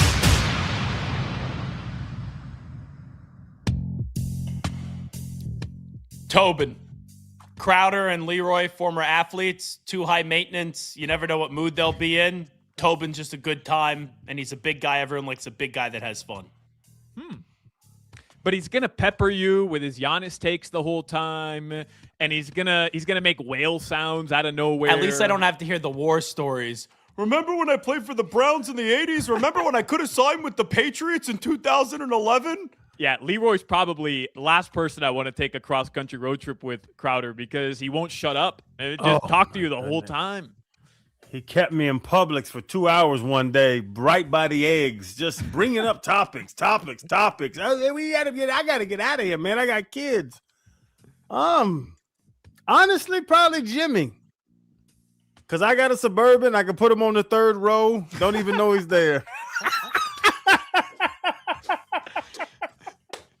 You have to pay for everything, though. Buckled up. Yeah, true. Buckled up in the back, third row. Jimmy gets a little motion sickness, too. You don't want to put him in the third row. He'll be throwing up on you. I'll get one of them booster seats. Man, we'll be set to go. Some Cheez-Its. But Jimmy, I don't need a booster seat. Jimmy Crowder, don't forget, Jimmy has been nicknamed El Baño because when anything goes wrong, he's got to run to the bathroom. He doesn't have good control of his bowel movement or like just his bladder in general. You got to be stopping every 2 hours to take Jimmy to the bathroom. Jimmy, you know I'm Gatorade bottle pee man. We don't stop on the road. We pee in Gatorade bottles. Are you okay with that? I'll hold it. Jimmy's wouldn't fit. Jimmy's wouldn't fit, okay? Uh-oh, Jimbo. He's being humbled there. Slugger Dugger. He got the big boy. It's bigger than him. I think the better question is, who would be the least person you want to go with in the WQAM family? Solana. Why? What? Why me? Cause you're talking about high maintenance. What are we doing here? What are we doing? Let's go there. Let's go. Oh wow, good Earl sandwich. Let's go get a Montague. Let's go there. Leave me alone. We're driving. I gotta pee. I gotta eat Skittles. I want Skittles. They don't have green Skittles. Let's go to the next gas station. I would hate to take a road trip with you. I'm a planner, Gelb. So like if I'm going on vacation, I am researching the whole trip. And I'll have like, well, we just passed mile marker 74. There's going to be a Buc-ee's right around the corner. Let's stop and let's get a Buc-ee's. They so have a no great spontaneous fun. I'm not spontaneous like that. I plan everything. But, you know, when you're in a random city and you need a bathroom, guys like me come in handy. That's all I'll say. There's a bathroom in every building in the world. Well, you need a good bathroom. Dan Day would be interesting, by the way, too. Yeah, Dan Day would be interesting. I feel like I'd have no clue what the heck I'd get myself into with Dan Day. Kelby. I took Dan Day fishing, and he ended up laying on top of me, crotch to crotch. I don't know how it happened. It's just weird. Oh, so that's how we discovered Dan Day. You just threw the rod in the water, and he came out? That's how he got here?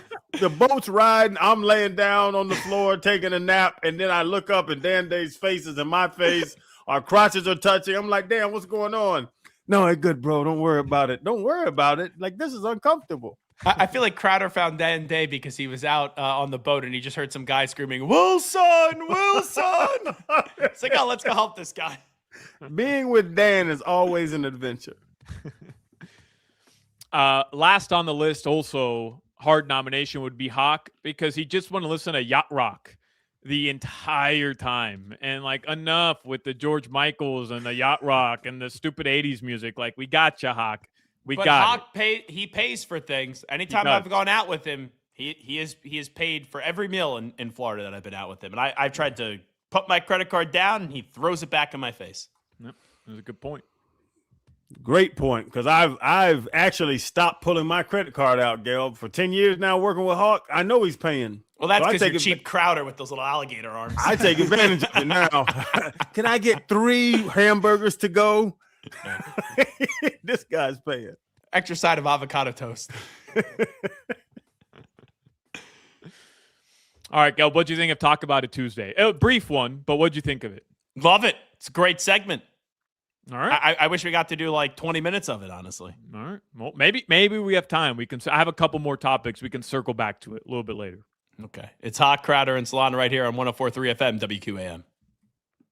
You're listening to the Hawk, Crowder, and Solana Show. Who would be interested in Abuela Danger?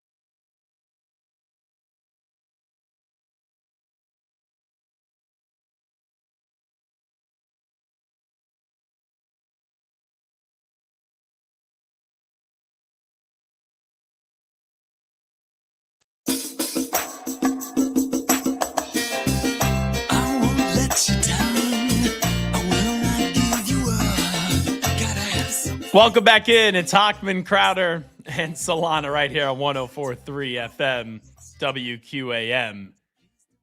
We got a better Crowder in here. We got two better Crowders. Yeah, we got Chaz. We got Chaz. We got the whole the Crowder family has commandeered the Channing Crowder Studios at home. What's up? What's up, Chaz? I wouldn't want to speak, if I saw Jimmy and Solana and then some random guy as well, if I'm just being honest. I put on the Leroy Horde jersey during the break. Did you know I had this? The Michigan Leroy jersey? I did not. That's actually really fire. Did you buy that because you knew you'd be like teammates with Leroy now at WQM, or you've just had that for a long time? So Leroy used to listen to me when I did the national show, and then we struck up a friendship. So I was going to Michigan, Ohio State at the Big House, and I got this jersey because my two best friends attended Michigan. So I've kind of, adopted the Michigan football team when we were all in college. So I got this jersey. Funny story. I wore it to the Michigan Ohio State game. Some guy comes up to me and goes, "Fire jersey, bro. A Leroy Horde jersey." I go, "Yeah." He goes, and I go, "I know him." And the guy, and I was a little drunk, and the guy goes, "How do you know him?" I go, "He's my uncle."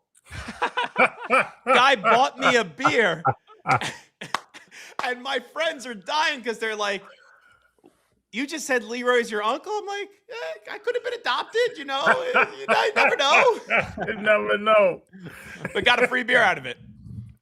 That sounds good. I drop names all the time, as we know, over the last couple years. Yeah, I'll drop a name quick. Yeah. I saw Pat McAfee reached out, by the way, to Aaron Donald and asked him, do you have any interest? And he goes, "It got me thinking about things." But then Aaron Donald's wife got out there on social media and was like, "Oh, you guys are really funny. Your name dropping conversation led me to do something today." I go on the elliptical an hour a day for 5-6 days a week. And for some reason, if I'm on my phone when I'm on the elliptical, I'm an a-hole to text, or I'll do something that I probably shouldn't do just because I'm in the mode. So I was sitting there at 10:06 a.m. this morning on the elliptical, and I go, I wonder if Aaron Donald is going to come back and play this year. I have his number, and I remember we were BSing about contacts yesterday, so I called him trying to see if he'd pick up and maybe get an answer, but no, I got voicemail on that one. It wasn't. It's intriguing that conversation, because I was the talk today. I was watching. I was up this morning with the kids. If he can do what Matt Stafford did, why not come back? Well, his wife would tell him not to come back. But if I can just coast through camp, go out there and play 30 snaps a game next to Myles Garrett, man, come on. He'll have another 12 sacks. See you in Thanksgiving. That's what I see after Thanksgiving. Yeah, and Matt Stafford, and I don't want to say anybody's faking. What was his back hurt last camp? Oh, yeah. They had the back injury, and people are wondering. It's been the way the last 2 years. Oh, he's going to not be able to make it through the season, and then he's A-okay. Now, this is a player's coach in Sean McVay. Matt Stafford, Hall of Famer, baller, one of the best quarterbacks in the world. Do I need to see him on a Tuesday at noon for 3 hours out here sweating and killing himself? Hey, Matt, just say your back's a little sore, big homie. Hey, Aaron, say your ankle's sore. We'll see you game one. I think it'd be genius. And if you do that, there's no issue with it. But Aaron Rodgers tried to do that, but he would say he'd be going and doing ayahuasca, and then everyone's like, "Oh, it's a big deal." Yeah, you got to be the players' coach need fly under the radar a little bit. Player coaches need players where we can talk and we can, slide out and we both have an agreement. I just have to ask you, because when Jordan Brooks gets traded, Jeff Hafley may be hitting you up and saying, "Hey, can we get 35 snaps out of you?" Who 35? You interested? My entire body would cramp up. I would throw up Funky Buddha. I get 6. You can get 6 goal lines out of me. I think you would come back for one game. They're obviously not going to ask you. You stopped playing in 2010, 2011. But your kids to be able to see you play that one game, I think that'd be fun, right? Did you see the flag football game they forced me to play in LA recently? No. I line up, Gelby. I think this is a celebrity game. We're having a good time. We're just out here. Let's get it on video that, all these, known people are playing. The first snap, this big ass Samoan smacks me in the side of my head and knocks me to the ground and runs an out route, and I pivot to try to catch up. Then when I stop, I sprain my ankle. My ankle's huge. I can't even walk. Yeah, man. Gelby, I have. If you tell me to blitz the A gap, I got 6 plays until my body breaks down. Dolphins, Ravens, you got Derrick Henry running over Crowder. Man, flattened like a pancake. I would fall down I would fall in the fetal position if Derrick Henry came at me right now. All righty, we'll get to headlines on the other side. Hochman, Crowder, and Solana. Zach Gelb in for Hawk, and also coming up at 4:25 today, Gus Farrat will reunite with Shannon Crowder. We're back after this. This is Hawk, Crowder, and Solana. What about FD Florida and FD Sun? How about FU? Don't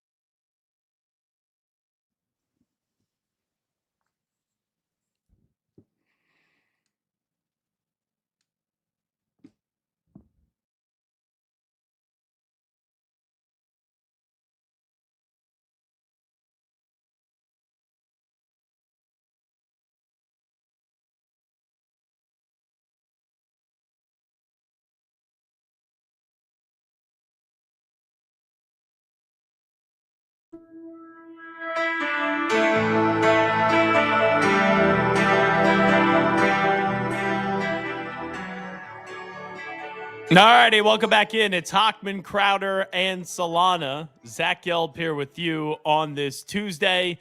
Gus Farrat, by the way, is going to join the fun coming up in about 20 minutes from now. Let's get a stock market report in, though, with Alejandro Solana. Before I get there, Gelb, did you see Steph Curry is signing with Li Ning? Did you see that? Huh? Did you see Steph Curry signed with Li Ning? I missed that yesterday. Am I missing something here? No, right? I mean, he was a sneaker free agent, and he left Under Armour last year, and he decided he's going to sign with Li. Oh, you don't know what Li Ning is? Yeah, I have no okay. clue what you're talking about. Gotcha. So like you said he signed with who? Li Ning. Oh, I thought you were talking about like he's owning some soccer club or something. And I'm like, I really don't give two craps about this. No, so Li Ning, the reason why it resonates down here is because Dwayne Wade signed with Li Ning. So D Wade was like the first athlete in the United States, or the first basketball player, NBA player, I should say, in the U.S. that opted to sign with Li Ning. And I bring in Crowder here. Crowder famously got a pair of shoes handed to him, Li Ning's, from Dwayne Wade, and he gave them to me. And I'm sending them to a listener because they're size 13. They don't fit me. Oh, they weren't like used by Dwayne Wade. No. No. Oh, I was gonna say you should keep those then. Yeah, no. When real rich people come on the podcast, they bring their shoes. They ask us what's your shoe size, and they give us to them. And Dwayne Wade gave me 4 pair of Li Nings, and I can't wear Li Nings. My friends would beat me up. So what size shoe are you? 13. Okay, Solana. I am a 10. Jimmy, 9.5. I'm a 9.5 wide, but I'm a 10. I'm a 10 regular. Hey, Jimmy, let me give you a heads up. You just don't tell anybody that you're a 9.5 wide. Yeah, Jimmy, I'm a 15. I just assume that they're wide. Just being honest. Yeah, Channing, if you ever get size 15 shoes, send them to me. Would love to get some 15 shoes. I'll ask, because people ask us all the time what size you wear, and I'm not a fashion guy. I don't give a damn about shoes. So if somebody says what size you wear, I can say 15 and get some for you. Have you guys followed any of this Summer House drama? Just wondering. What's that? Nope. Oh, it's a reality TV show. There's this guy, Wes Wilson, who I gather he was on the show with someone, and there was a relationship with the other person, and he had a whole cheating fiasco. It's been all over the internet. That guy gave me a pair of shoes. We had him on the podcast. He gave me a pair of shoes, but then he got embroiled in controversy. So you may want to be careful if you're going to give me shoes, Channing. Gelby, I've taken pictures with people and things of that reality world realm. Yeah. I don't know who the hell they are. And Solana and Hawk bring them up. Oh, this is Chalamet or whatever that Knicks. I didn't know who Chalamet was, the Knicks fan. And they're like, you know who Kylie Jenner is, though. You don't know Chalamet? I was like, who the hell is Chalamet? And they have to explain this to me all the time. Gelb, I'm 42, but I'm really 78. I'm going to be honest with you. I didn't really know much about Timothy Chalamet until like 2 years ago when the Knicks were going on one of these runs and he's sitting courtside. But when I was at a Knicks playoff game last year, the Jenners were there, Kylie and Kendall, and they walked right past me in the Delta Club. My tongue was falling out of the mouth. And they were. I was like a dog that has not had any food for I was like, it's unbelievable. It's crazy because Chalamet is on Dune, and I love the Dune series. I love Chalamet. Dune. Can you say it correctly, Timothy Chalamet? I'm not French. Okay. Yeah. Channing Crowder isn't French? I'm from Atlanta, Georgia. Okay. Magic City. They know me there. I'm Magic City Chalamet. The stock market report is sponsored by Anajar and Levine, accident attorneys. Call 1-800-747-FREE. That's 1-800-747-3733. The Dow Jones, that's the industrial average, Gelb, it went up 0.5%. And S&P 500 also up 0.1%. And I believe I'm reading here in Yahoo Finance that it posted a new all-time high. And then the NASDAQ composite also edged up slightly, according to yahoofinance.com. That report brought to you by our good friends at Anajar and Levine Accident Attorneys. I'm very upset. You didn't give a report on those new shoes. Did the stock go up since Steph Curry signed? Bro, Shams Charania. So I missed this yesterday. I love sneakers, Gelb. I'm not a sneaker collector. Like I'm not like a sneakerhead or whatever. But I just love following what NBA player wears what shoes because of Dwayne Wade. He left Converse, then he joined Jordan, then he joined Li Ning, and Shams Charania tweeted out that Steph Curry's deal with Li Ning is worth over $400 million. And it's going to be a 10-year endorsement. Am I supposed to care about this? Yeah. Like I never got the the affinity when we're obsessing over athletes and what shoe deal they have, and if they leave one company and go to the next. But it's the business of sports. Okay. Is that supposed to get me all excited? No, I mean, and it's funny, it's Li Ning, and see what for Li Ning to give somebody, I don't know what Li Ning has or whatever company. $6 billion market cap. Oh, then I like him. Yeah, like I don't know how they made their money to do it, but for Dwayne Wade to have Li Ning's and now Steph Curry to go to Li Ning's, and Steph Curry probably made $500 million off Under Armour, and now him to go to Li Ning's, it's interesting. I wore my Li Ning's. And my friends made fun of me every single time. Why do they make fun of you? Because they're Li Ning's. Right, but see, here's the thing, Gelb. Crowder thinks it's lame to wear Li Ning's, and I've been telling him for years. Dwayne Wade made it cool. Jimmy Butler wore Li Ning. Udonis Haslem wore Li Ning. And now, Crowder, I would imagine Steph Curry wearing Li Ning's is going to build that brand even more, and you're going to regret giving me your Li Ning's. And then you're going to regret giving them to a listener. Yeah, but I'm not wearing a size 13. I look like I'm skiing with those things on. And when I ride up to Roscoe's house and Box and Trap and Trick and all them are outside and I walk out at Li Ning's, they're going to all fall out laughing. We have Roscoe, Trick, and who was the other guy in the middle? Box. How do you rank them? 1, 2, and 3 in terms of friendship? 22 probably. 22 comes first. And then Trick. Then Box, yeah, that's just it's a whole family, but it's I'm gonna get made fun of. I can't walk into Coco's with Li Ning's on; they're gonna kill me. All righty, let's get to headlines so Crowder doesn't get whacked here on the show. We don't need that to happen. I bet you Hawk and Gelb wear the same type of shoes, the George Hollis ones. Oh, man. I actually have decent shoe game. Decent. I wear a lot of Jordans.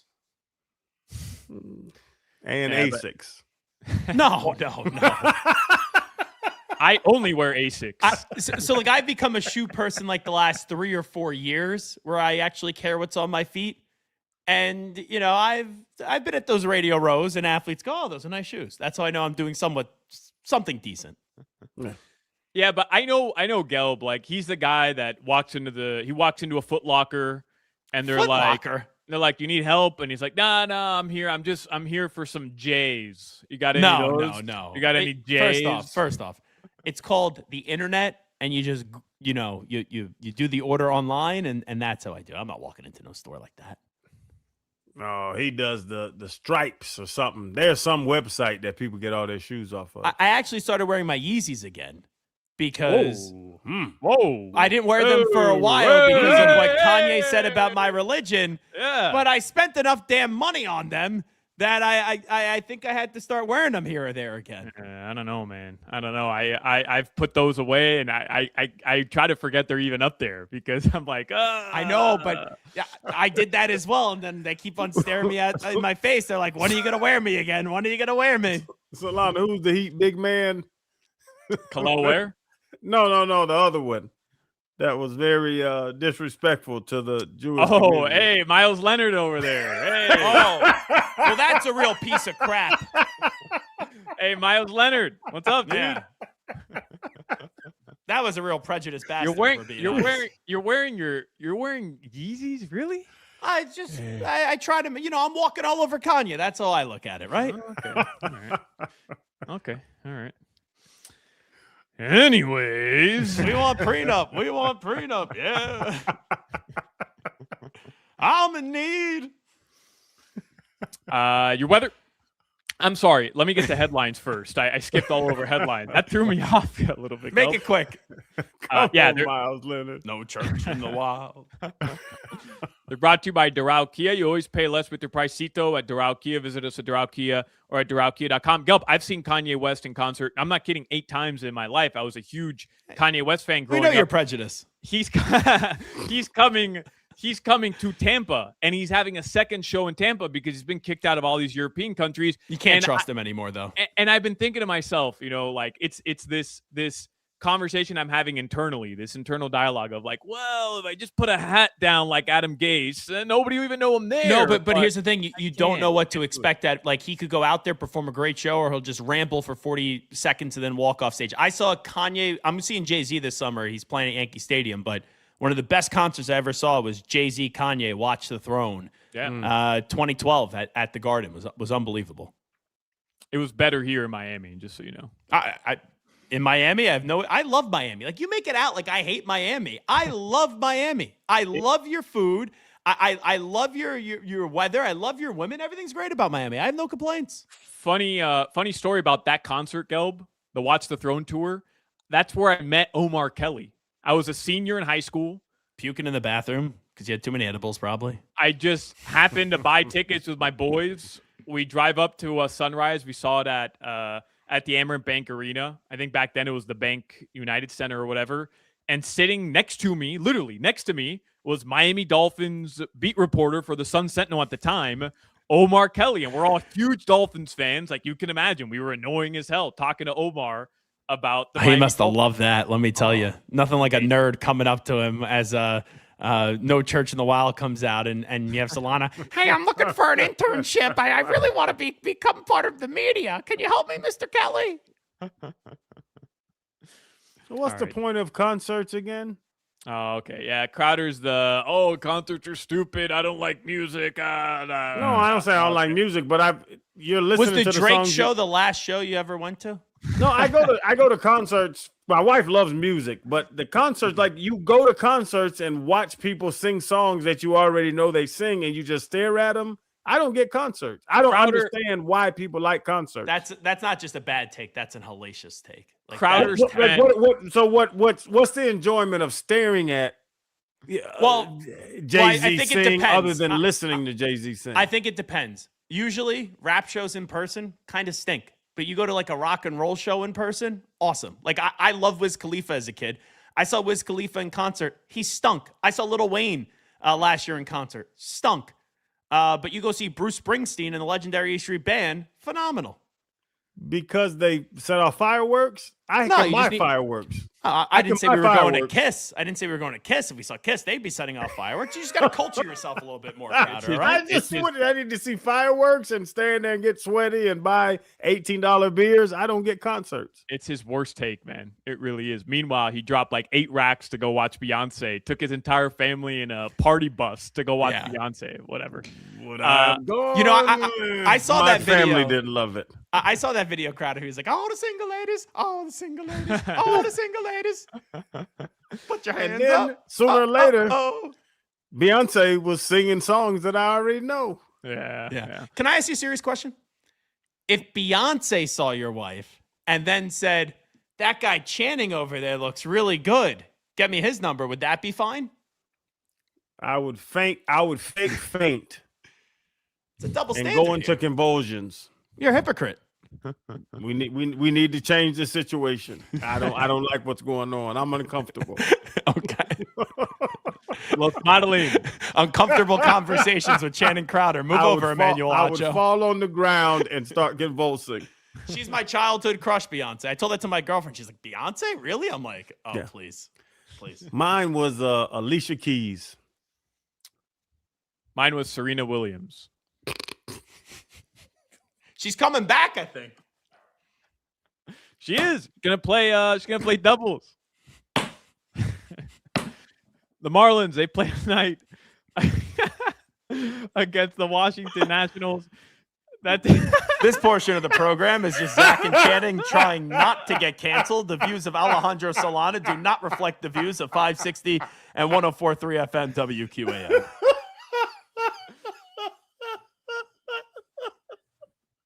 I think Solana froze. Look at that little rat frozen on the stream. My bad. All right. The Marlins, they play the Nats tonight, 6:45. Listen to the game here on FM 104.3 WQM. The Dolphins, they did sign former first-round wide receiver Jalen Reagor earlier today. Mandatory minicamp was today as well. We'll have more on that coming up in the 5 o'clock Funky Buddha Happy Hour. Your weather in South Florida, it is 90 degrees. That tickled me, man. Tonight, the lows are going to drop into the mid to upper 70s. That's brought to you by our friends at Tornado Roofing and Contracting. Storm season is coming. Make sure your home is ready. Get your free roof and window estimate today. Visit tornadoroofing.com. Crowder loves concerts so much, he's dug deep into his stash of metal music tickets and has your chance to win tickets to see the legendary Def Leppard at Hard Rock live in October. Be listening at 4:20, which is right now, for details on how you could win. And you could do so right now by being caller number 14. Caller number 14 to 305-565-0560 to win the tickets. Be caller number 14 for those Def Leppard tickets. Once again, 305-567-0560. This segment that we just did, well, I feel like right now I want to run through a wall. So Gus Farrat will join us next. It's Hochman, Crowder, and Solana right here on 104.3 FM. Zach Gelb for Mark Hochman. You're listening to the Hawk, Crowder, and Solana Show. Hey, Claude, let's jump Hawk. WQAM, broadcasting live from the Edmore Sawgrass Auto Mall Studios. Edmore Sawgrass Buick GMC's entire inventory is on sale and all backed by Morse. Click EdmoreSawgrassBuickGMC.com to start shopping. GMC, we are professional grade. Game 2 of the Marlins series with the Nationals in D.C. tonight. Listen to it here. First pitch at 6:45. We get started with Marlins on deck at 6. Catch the fish here. FM 104.3 WQAM and always streaming on the Odyssey, iHeartRadio, and TuneIn apps. You know they locked in. Let's go. I want to tell you about my good friends and the amazing award-winning team at Doral Kia. Whenever you want a low price, you always pay less with your Pricito at Doral Kia. You can take advantage of a Pricito now on all your favorite new Kia models like a Sportage, Sorento, Telluride, K5, Soul, and more. Don't wait. Hurry to Doral Kia today. My friend Mitch down there, I call him the king of Kias. Mitchell will take great care of you. He and his staff will take great care of you. They took great care of us. Our son, DJ, he needed a new car, had a Kia Forte, got wrecked. He wanted another Kia, loves the brand. We went down to Doral Kia, got him a Kia K4. He loves it. You will love your Kia as well, and they will take great care of you at Doral Kia. So don't miss your chance to save on a new Kia, or you can shop their pre-owned vehicles with easy financing, fast service, and the best value for your money. You always pay less with your Pricito at Doral Kia. Marlins fans, are you ready? SpongeBob Day returns to Lone Depot Park Sunday, June 7th. Score an exclusive SpongeBob tropical shirt and catch the Fightin' Fish versus the Tampa Bay Rays at 1:40 p.m. Get your tickets now at marlins.com/SpongeBob. During the Declaration of Deals event at Kendall Dodge Chrysler Jeep Ram, lease a 2026 Ram 1500 Crew Cab for just $309 a month, or 2026 Jeep Wrangler Unlimited 4x4, only $249 a month, plus 10-year 100,000-mile warranty. Shop Kendall Dodge Chrysler Jeep Ram.com today. 44255-2474 for details. If you're going to spend time with your child reading bedtime stories, use that time to tell your kids that they can be whatever they want in this world. Because if you're going to tell them a fairy tale, tell them that one. George Lopez, live on stage, June 11th, Hard Rock Live Hollywood. Tickets are on sale now at myhrl.com or ticketmaster.com. George Lopez live, Seminole Hard Rock Hotel and Casino, Hollywood. Now, at McDonald's, wake up to a $4 breakfast meal deal. Wake up to a sausage McMuffin or a sausage biscuit, to hash browns, and wake up to a hot coffee. Get your $4 breakfast meal deal. Limited time only. Prices and participation may vary. Prices may be higher for delivery. All new drinks are now at McDonald's with refreshers like the Strawberry Watermelon Refresher. and the mango pineapple refresher with popping boba, to crafted sodas like the Sprite Berry Blast with berry flavors and cold foam. Who knew ice cold drinks could be so fire? 6 all-new drinks are here now at McDonald's. Refreshers contain caffeine. Now at McDonald's, wake up to a $4 breakfast meal deal.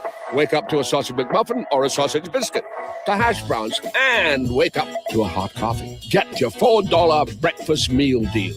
Limited time only. Prices and participation may vary. Prices may be higher for delivery. In Miami, we don't drink coffee. We drink cafecito. Our pastries, we call them pastelitos. And when we want a low price, we know. You always pay less with your Pricito at Doral Volkswagen. Take advantage of your Pricito and save all month long on all of your favorite new 26 Volkswagen models like a Tiguan, Jetta, Taos, Atlas, and more. Don't miss your chance to save on a new vehicle today. With easy financing and fast service, you'll receive the best value for your money because you always pay less with your Pricito at Doral Volkswagen. Visit us at Doral Volkswagen or start shopping for your Pricito now at DoralVolkswagen.com. All financing on approved credit. Present any Miami Volkswagen dealer's unexpired new vehicle advertisement for verification. Other Lithia dealerships do not qualify. The competing offer must be available for immediate purchase at the advertised price. The competitor's vehicle must be identically equipped as our in-stock vehicle. I'm Ellie Anajar of Anajar and Levine. Injured in a car crash? Never rush to settle with insurance companies and never settle for just any attorney. Demand Anajar and Levine. Our experienced legal team will fight to win you the maximum compensation you deserve. Call me, Ellie Anajar, for a free consultation and take back control of your life. Call 1-800-747-FREE. That's 1-800-747-3733. Main office, Fort Lauderdale. Performance matters in intimate moments. Don't let ED ruin them. This is Jeff for the Atlantic Men's Clinic, and I want to assure you that if you're like the vast majority of guys, you don't have to suffer with ED anymore. In fact, you might be pleasantly surprised at how the right treatments could positively impact your love life. At the Atlantic Men's Clinic, our advanced medical therapies go far beyond pills. We have treatments that are effective in well over 90% of cases, and we offer specific and combinative treatments that can dramatically enhance both your performance and your stamina. You could even last up to an hour or more and bring a far greater level of intimacy to both you and the one you love, perhaps performing like you haven't in years. So call us today and find out why our advanced treatment strategies offer so much more. Your first visit includes blood work and a medical consult, and if medically advised, a test dose. Call 877-455-7300 or go to AtlanticMen'sClinic.com. Atlantic Men's Clinic, advanced medical science to improve men's lives. Having insurance isn't the same as having State Farm. It's like needing a lawyer, but getting some guy who just watches courtroom dramas. How does the defendant plead? Guilty. Wait, what? Also, objection. You object to what? Erroneous. Counsel, approach the bench. Hey, can I get a whack at the gavel? You wouldn't settle for just any lawyer, so don't settle for just any insurance. Get the real deal with State Farm. Like a good neighbor, State Farm is there. Get everything you need for the entire job delivered. From lumber to drywall, flooring, and fixtures, get it all delivered from the Home Depot. With same day, next day, or any day delivery. Staying on track and on time is crucial to your job. That's why it's our job to get you what you need when you need it. We deliver the supplies. You deliver the results. Brought to you by the Home Depot. Traffic on WQAM is sponsored by Lexus of Kendall and Lexus of West Kendall. Your home for the best price on luxury. Now featuring the all-new Lexus TX 3-row SUV. In stock and on sale now. Call 305-KENDALL today. Crash your Miami-Dade on the northbound Palmetto 25th Street. That's going to take the right lane. And a disabled vehicle westbound through 95 right before 95. And slowing down in Broward, northbound 95 right before the exit for State Road 84. That's backed up to Broward Boulevard. I'm Gia, and that's traffic on FM 104.3 WQAM. And you can also listen to WQAM on the Odyssey, iHeartRadio, and TuneIn apps. The This traffic report is brought to you by the Casino at Dania Beach, your home for watching the world's biggest soccer tournament live at Sunrise Stage. The world's biggest soccer tournament is coming to the Casino at Dania Beach. Watch every match live here with daily food and drink specials and free parking. Stay tuned for schedules, special events, and more announcements coming soon. Visit us at CasinoDaniaBeach.com. We've got plenty of ways for you to listen to your favorite shows and favorite teams on WQAM. How is that, if I may ask? We're at FM 1043, or you can listen to WQAM on the Odyssey, iHeartRadio, or TuneIn apps. Check it out now.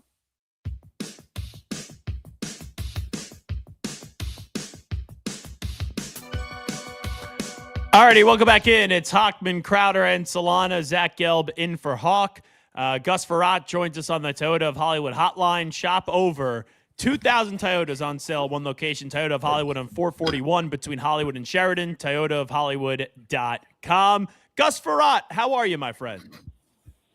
I'm doing great. Zach, how are you doing?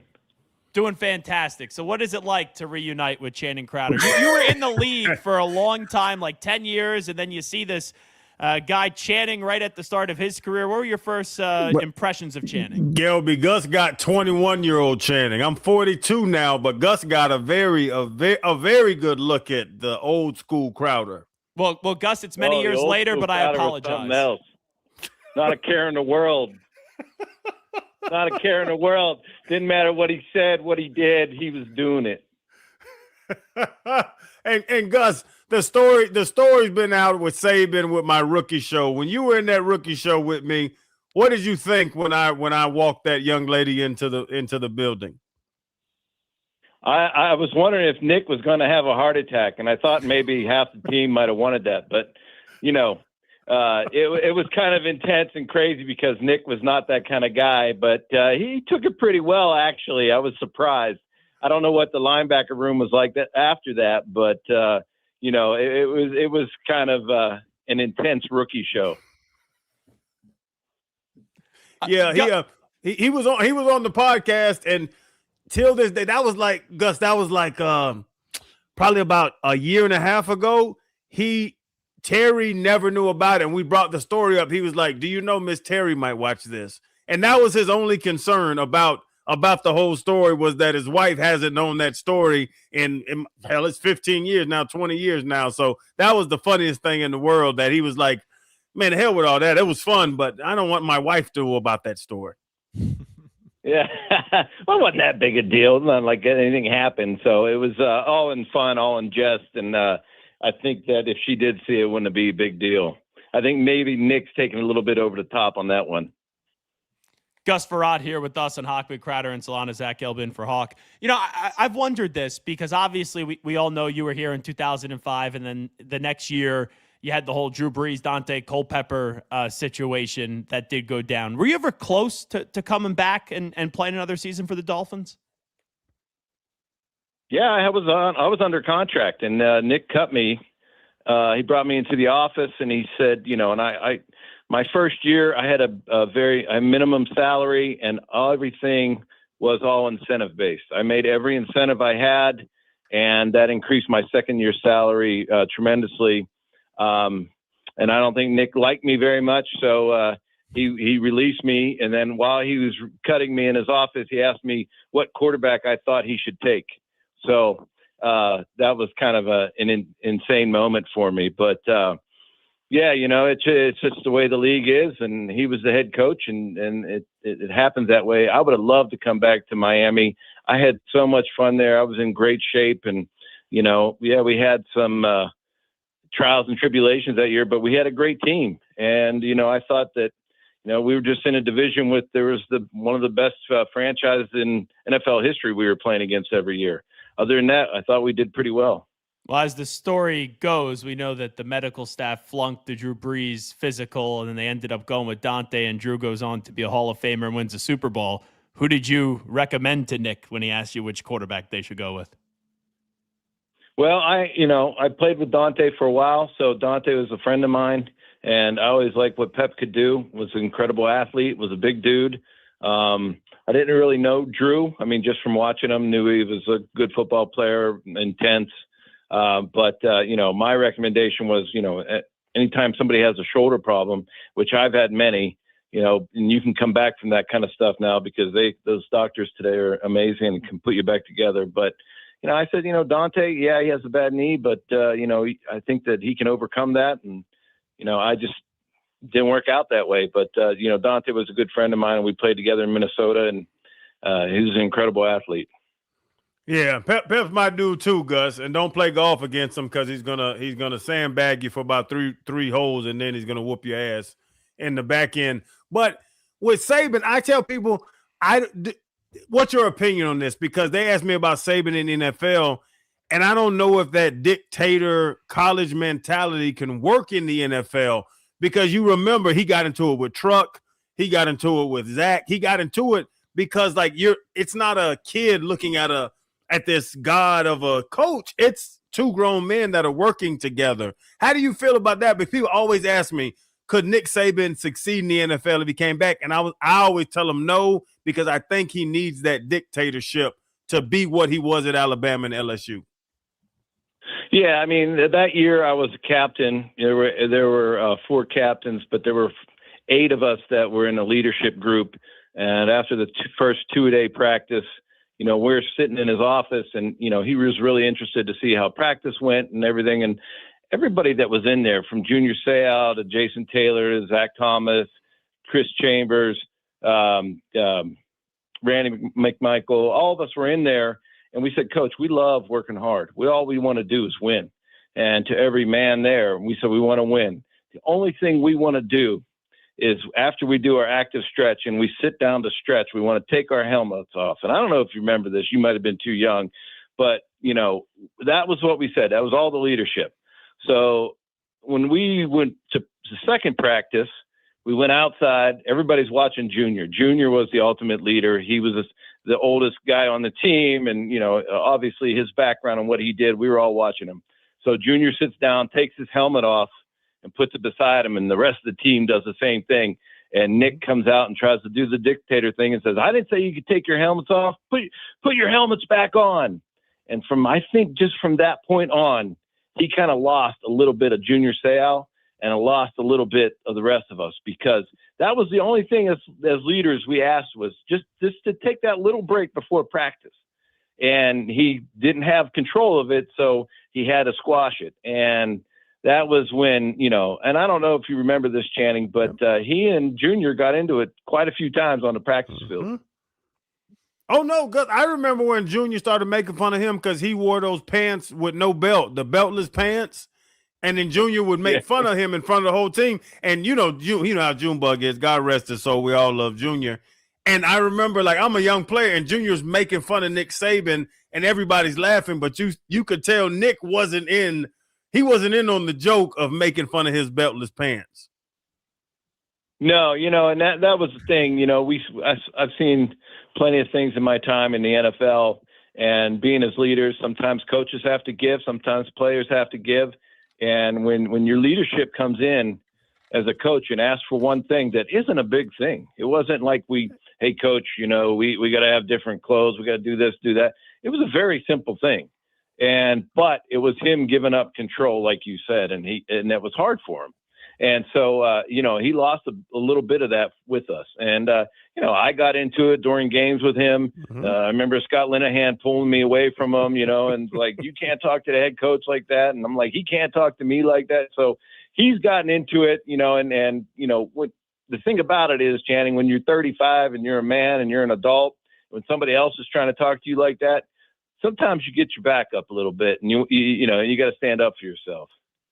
Gus, when you played with the Finns organization, I believe, and correct me if I'm wrong, it was still viewed around the NFL as one of the premier organizations in the NFL, right? Like, it was 5 years removed or 6 years removed from the Marino era, the Shula era, not too far before that.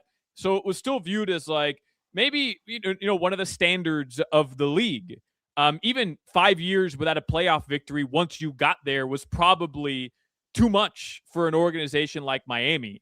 Could you have fathomed in 2005 if somebody would have told you, hey, this team still won't win a playoff game for the next 20 years, knowing that it's the Miami Dolphins? Would something like that have made sense to you? No, not really. After seeing just the organization, the time. And I mean, most players want to go to Miami and play there. Who doesn't want to go to Miami and play there? I was super excited to go down there and play. But I think that the organization has been struggling a little bit because they haven't found their leader. I think they've been looking for that QB to be their leader. They haven't found that person. They've been searching, as we've seen other teams and organizations struggle to do that. You see them not do as well in the NFL. And I think you got to have that guy that is just rock solid for you day in, day out, and is going to be there. And when we see those teams get that kind of person, they end up doing pretty well in the NFL. And Miami, after Dan left or, retired, they're still searching. I tell the story all the time. I'd throw a touchdown in the stadium and they wouldn't replay the touchdown. They'd put a Dan Marino highlight up. You know what I mean? So it's just how it was. And he's still the biggest athlete that ever came out of there as far as the quarterback goes. And they're trying to still find somebody to replace him. Talking to Gus Farrat, the next guy up is Malik Willis. You've been someone that has had to bounce around from team to team in your career. Didn't get off to the best of starts in the NFL for Malik, but he's still young. Do you see some promise with Malik Willis, or is this just going to be another situation in a year or two from now the Dolphins are going to be finding somebody else at the quarterback position? Well, I think anytime you go to the Packers, he was in Tennessee first, and went to the Packers. And then, you go up there to the Packers and the way they coach, the way they teach quarterbacks and the system they use, I think you got to be pretty ingrained, and you got to have a good mind, and you got to be able to go out and execute. And obviously, they have a good quarterback that was in front of them. He got to play a lot and put some of that into play, into action. And I think that going down, I'm not sure what kind of offense Jeff Hatley runs, what they're doing, but it has to be similar or they wouldn't have taken him. And I think they see a lot in Malik, and I hope that he can be the guy that takes them into the playoffs. And I think with his athleticism, his arm strength, he can do a lot of things. Now it's going to be, can you manage 16, 17 games? Can you be the guy that can play through injury and make all the throws when you're hurting, support the team when it's the toughest times, and, be in that and be the leader. So we'll see, and he's got good competition with Quinn. So it's going to be exciting to watch. On the back end of that, just wondering, the guy that is leaving here, Tua Tagovailoa, who's going to the Falcons, you've been on that situation where it maybe doesn't work out in one place, you got to go somewhere else. What advice would you give to Tua about overcoming this adversity to start his career?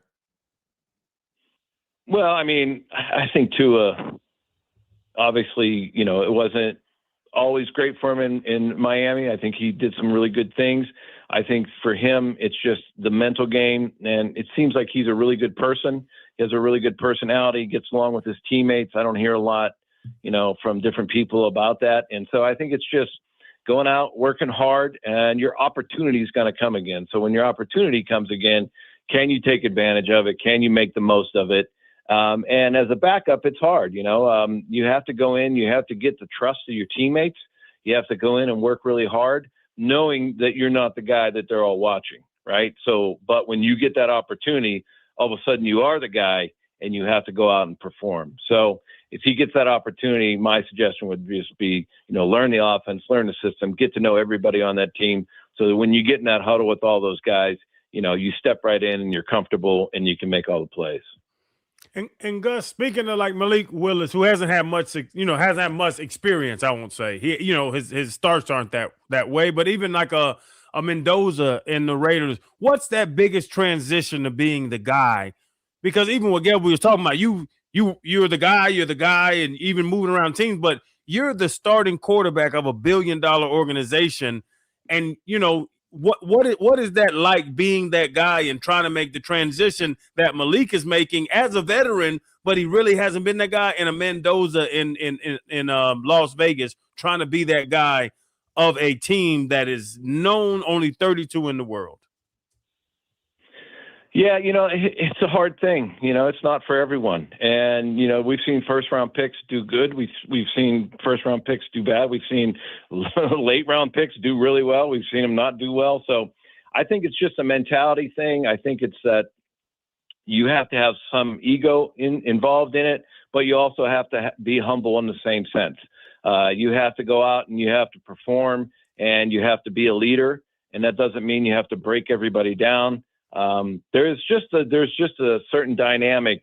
And when you've seen the guys that have been at the top of the NFL, it's just you see them, and they when they walk into a room, it's a different atmosphere that happens. And so I think that with those two coming in, they really have to work hard, not only with everybody on the team, but everybody in the building, because like you said, it's a $1 billion industry. And, you are the leader, you are the face, and you have to pursue that with everybody in that building, because if you can get everybody behind you and they trust you fully, I think that's when, and obviously you have to go out on Sundays and make plays. Dinking and dunking around in the NFL now isn't going to happen. You got to go out and make plays and do special things, but it also involves winning, and not only on the field, but off the field. Gus, appreciate it. Good to catch up with you. Thanks so much for doing this today. Yeah, Zach, I have one question for you. Go ahead. You like Miami better? Or you like New York City better? I'd move to Miami tomorrow. I would move to Miami tomorrow. But I'm he still in New York right now. He still argues like a New Yorker, Gus. Yeah, that's what I thought. He got that New York City blood in him. I'm an acquired taste. Like, I see the comments in the YouTube chat. Some people don't like me. In about 4 months, you'll like me. Goodness gracious, he can argue. That's great. Gus, thanks so much for doing this. Man. All right. Hey, see you, Channing. See you, Zach. Good to catch up with you, Gus. Have a good one, bro. All right, you too. Take care. There you go, Gus Farad. I used to do a picks competition with him, and he would come on every Friday in football season. We'd do back and forth picks, and I kicked his ass. But the first promo I did, I said, I'm so excited for this pick segment.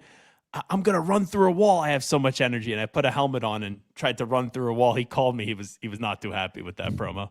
You think about it. I turned 21 December 2nd. I get drafted at 21 in May. I'm a child. I'm a kid. Gus is like you said, our captain. Him, Junior, Zach, Jason, Randy McMichael,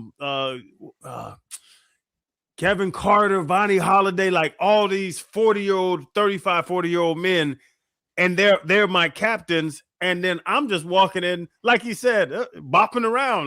Let's play football. And now, when I hear them later on, Gelby, it's funny to hear how they talk about it, because they're like, yeah, he didn't have a problem in the world. But they literally were dealing with Nick Saban and all that. I didn't know what was going on. I just wanted to go make a tackle and go to Tootsie's. Did you know right away that just Saban, because that first year was 9-7 or whatever it was. Did you know right away that it just wasn't going to work because those stories that Gus was sharing? Saban is a genius. And like we talked, like I said, we have the podcast out and I talked to him and I've told the story. He is a savant, like Rain Man defensive mind. He can call plays before they come. He'll sit there, weak zone. Like he knows what's about to happen. I think Saban's problem was the interaction where, like I said with Gus, you're not superior to me. We're coworkers. And I think that's what good coaches can do. We're coworkers. Mike Tomlin can do that. Okay, hey, listen, for us to win this game, we got to do this. Okay, well, let's just sit down and have dinner and see how we beat this 4 vertical. Saban wanted to tell you what to do, and you need to shut up. like do what I tell you and shut up. Leave me alone. So that dictatorship is what I think his problem in the NFL was, because Keith Traylor was 38. Our nose guard was 38 years old. Saban was like 41. Y'all were in elementary school together. You're not going to talk to me like a child. You know what I'm saying? Like JT was a 7-time Pro Bowler by that time. Zach was a 5-time Pro Bowler. Still, you're not talking to me like a child. Like, I'm a grown-ass man and I'm worth $100 million.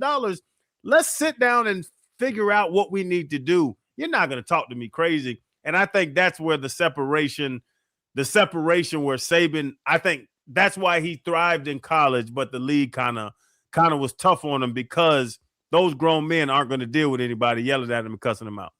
Hochman, Crowder, and Solana. Zach Gelb in for Mark Hochman. Hawk will be back tomorrow. We'll take a break. When we come on back, I have a controversial Heat question. I think Solana is going to hate it, but it's like yesterday where Crowder said Myles Garrett is a better defensive end than Patrick Mahomes is at quarterback. At first, my eyes were about to like bulge out of my head.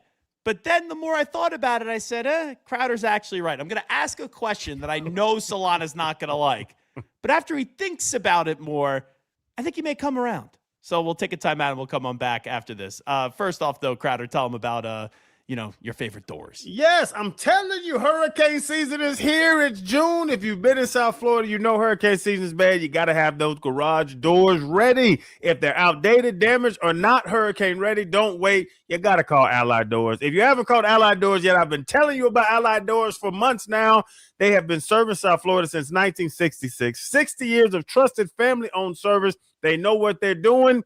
If you don't know the person on that block with that terrible garage door, beautiful home, beautiful yard, and the garage door is garbage, it might be you. I'm sorry if I'm calling you out. You got to call Allied Doors. Huge in-stock inventory, same-day service. You give them a call, and they're right there, custom impact-rated doors, and they're going to protect your house and also upgrade your home. And then the Lift Masters, I laugh about it after dealing with Allied Doors with our personal house and my wife's investment properties.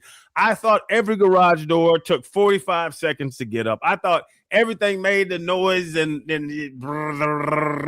it doesn't work like that. Lift Masters are the best. They are built to perform. I'm telling you, call Allied Doors, Lift Master, the openers and the garage door. You can upgrade and protect your home right now. Give them a call, 954-942-8550. That's 954-942-8550, or visit allied-doors.com. When you call them or when you go on the website, mention this ad, you get $300 off. We're going to watch out for you, and we're going to protect and upgrade your home. Do not wait. Call Allied Doors today, 954-942-8550. You're listening to the Hawk, Crowder, and Solana Show. You telling me Gogar had 2 balls?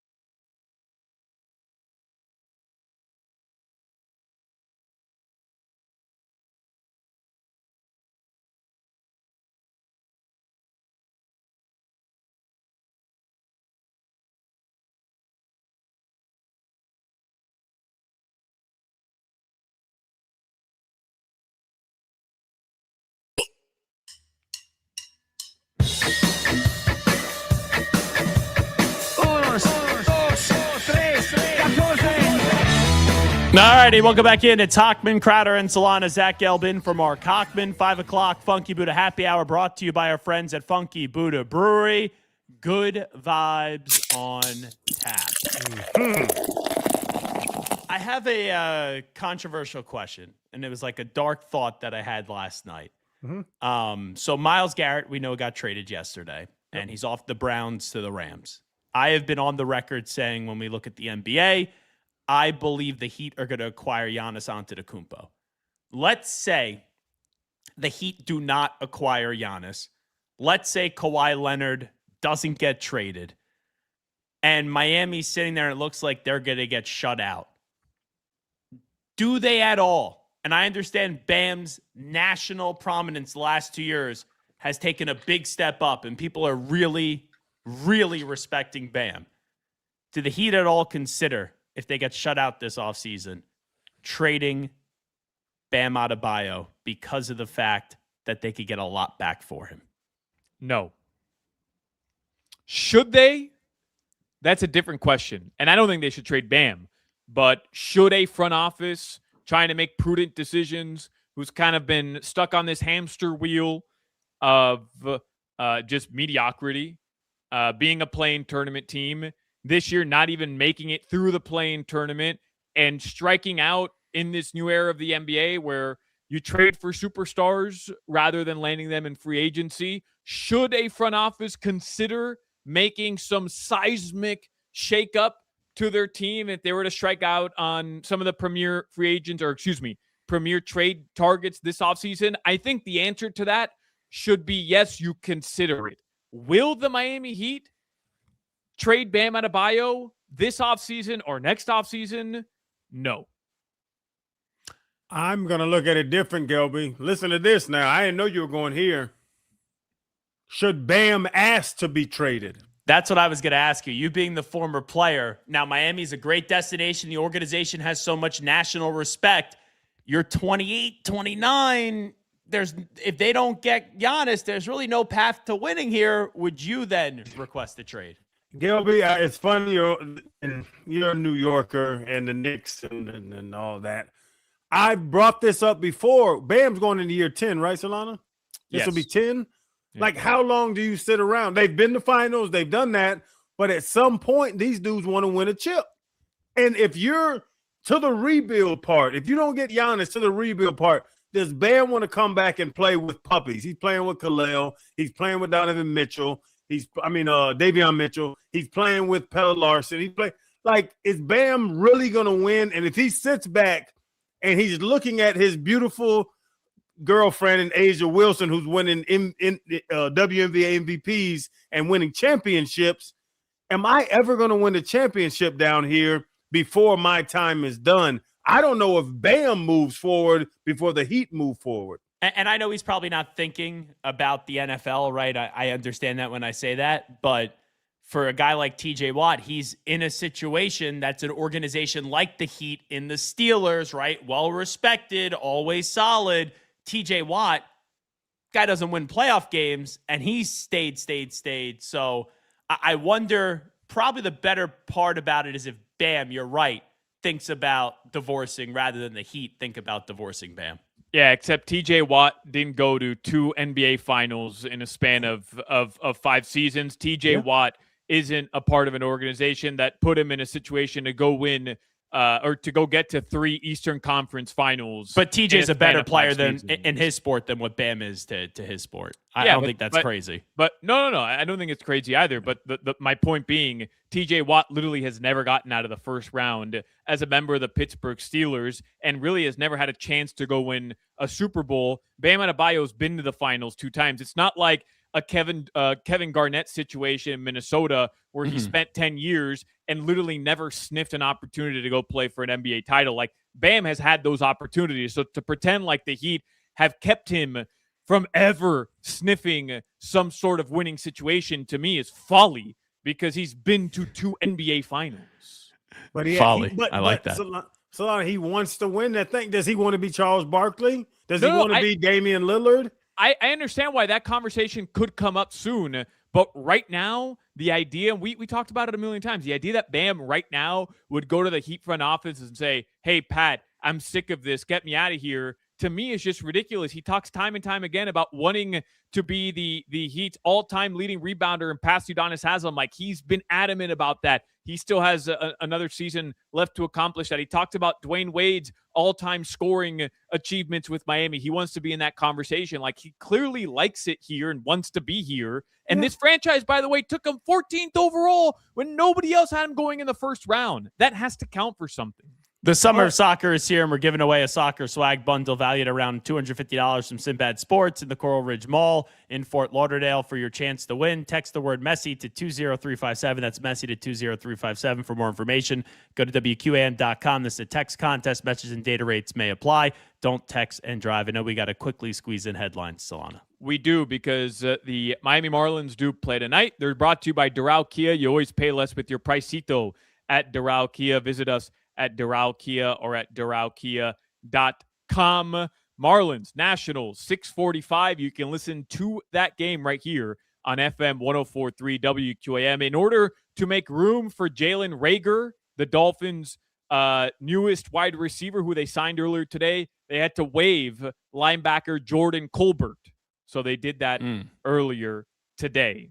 Your weather in South Florida right now, it is 90 degrees still, hot and humid. Tonight, the lows will be in the upper 70s. That weather report brought to you by Tornado Roofing and Contracting, replacing roofs, roof repairs, maintenance, and hurricane impact windows and doors. Visit tornadoroofing.com. It's Hochman, Crowder, and Solana. Zach Gelb in for Hochman. I keep on wanting to call him Mark. I don't know why today. For Mark Hochman. Anyway, Brian McFadden. I haven't called him Mark in 10 years. That's his first name? Brian McFadden, B-Mac, going to join us next. We're coming up back, 104.3 FM, WQAM. You're listening to the Hawk, Crowder, and Solana Show. There's no crying in baseball.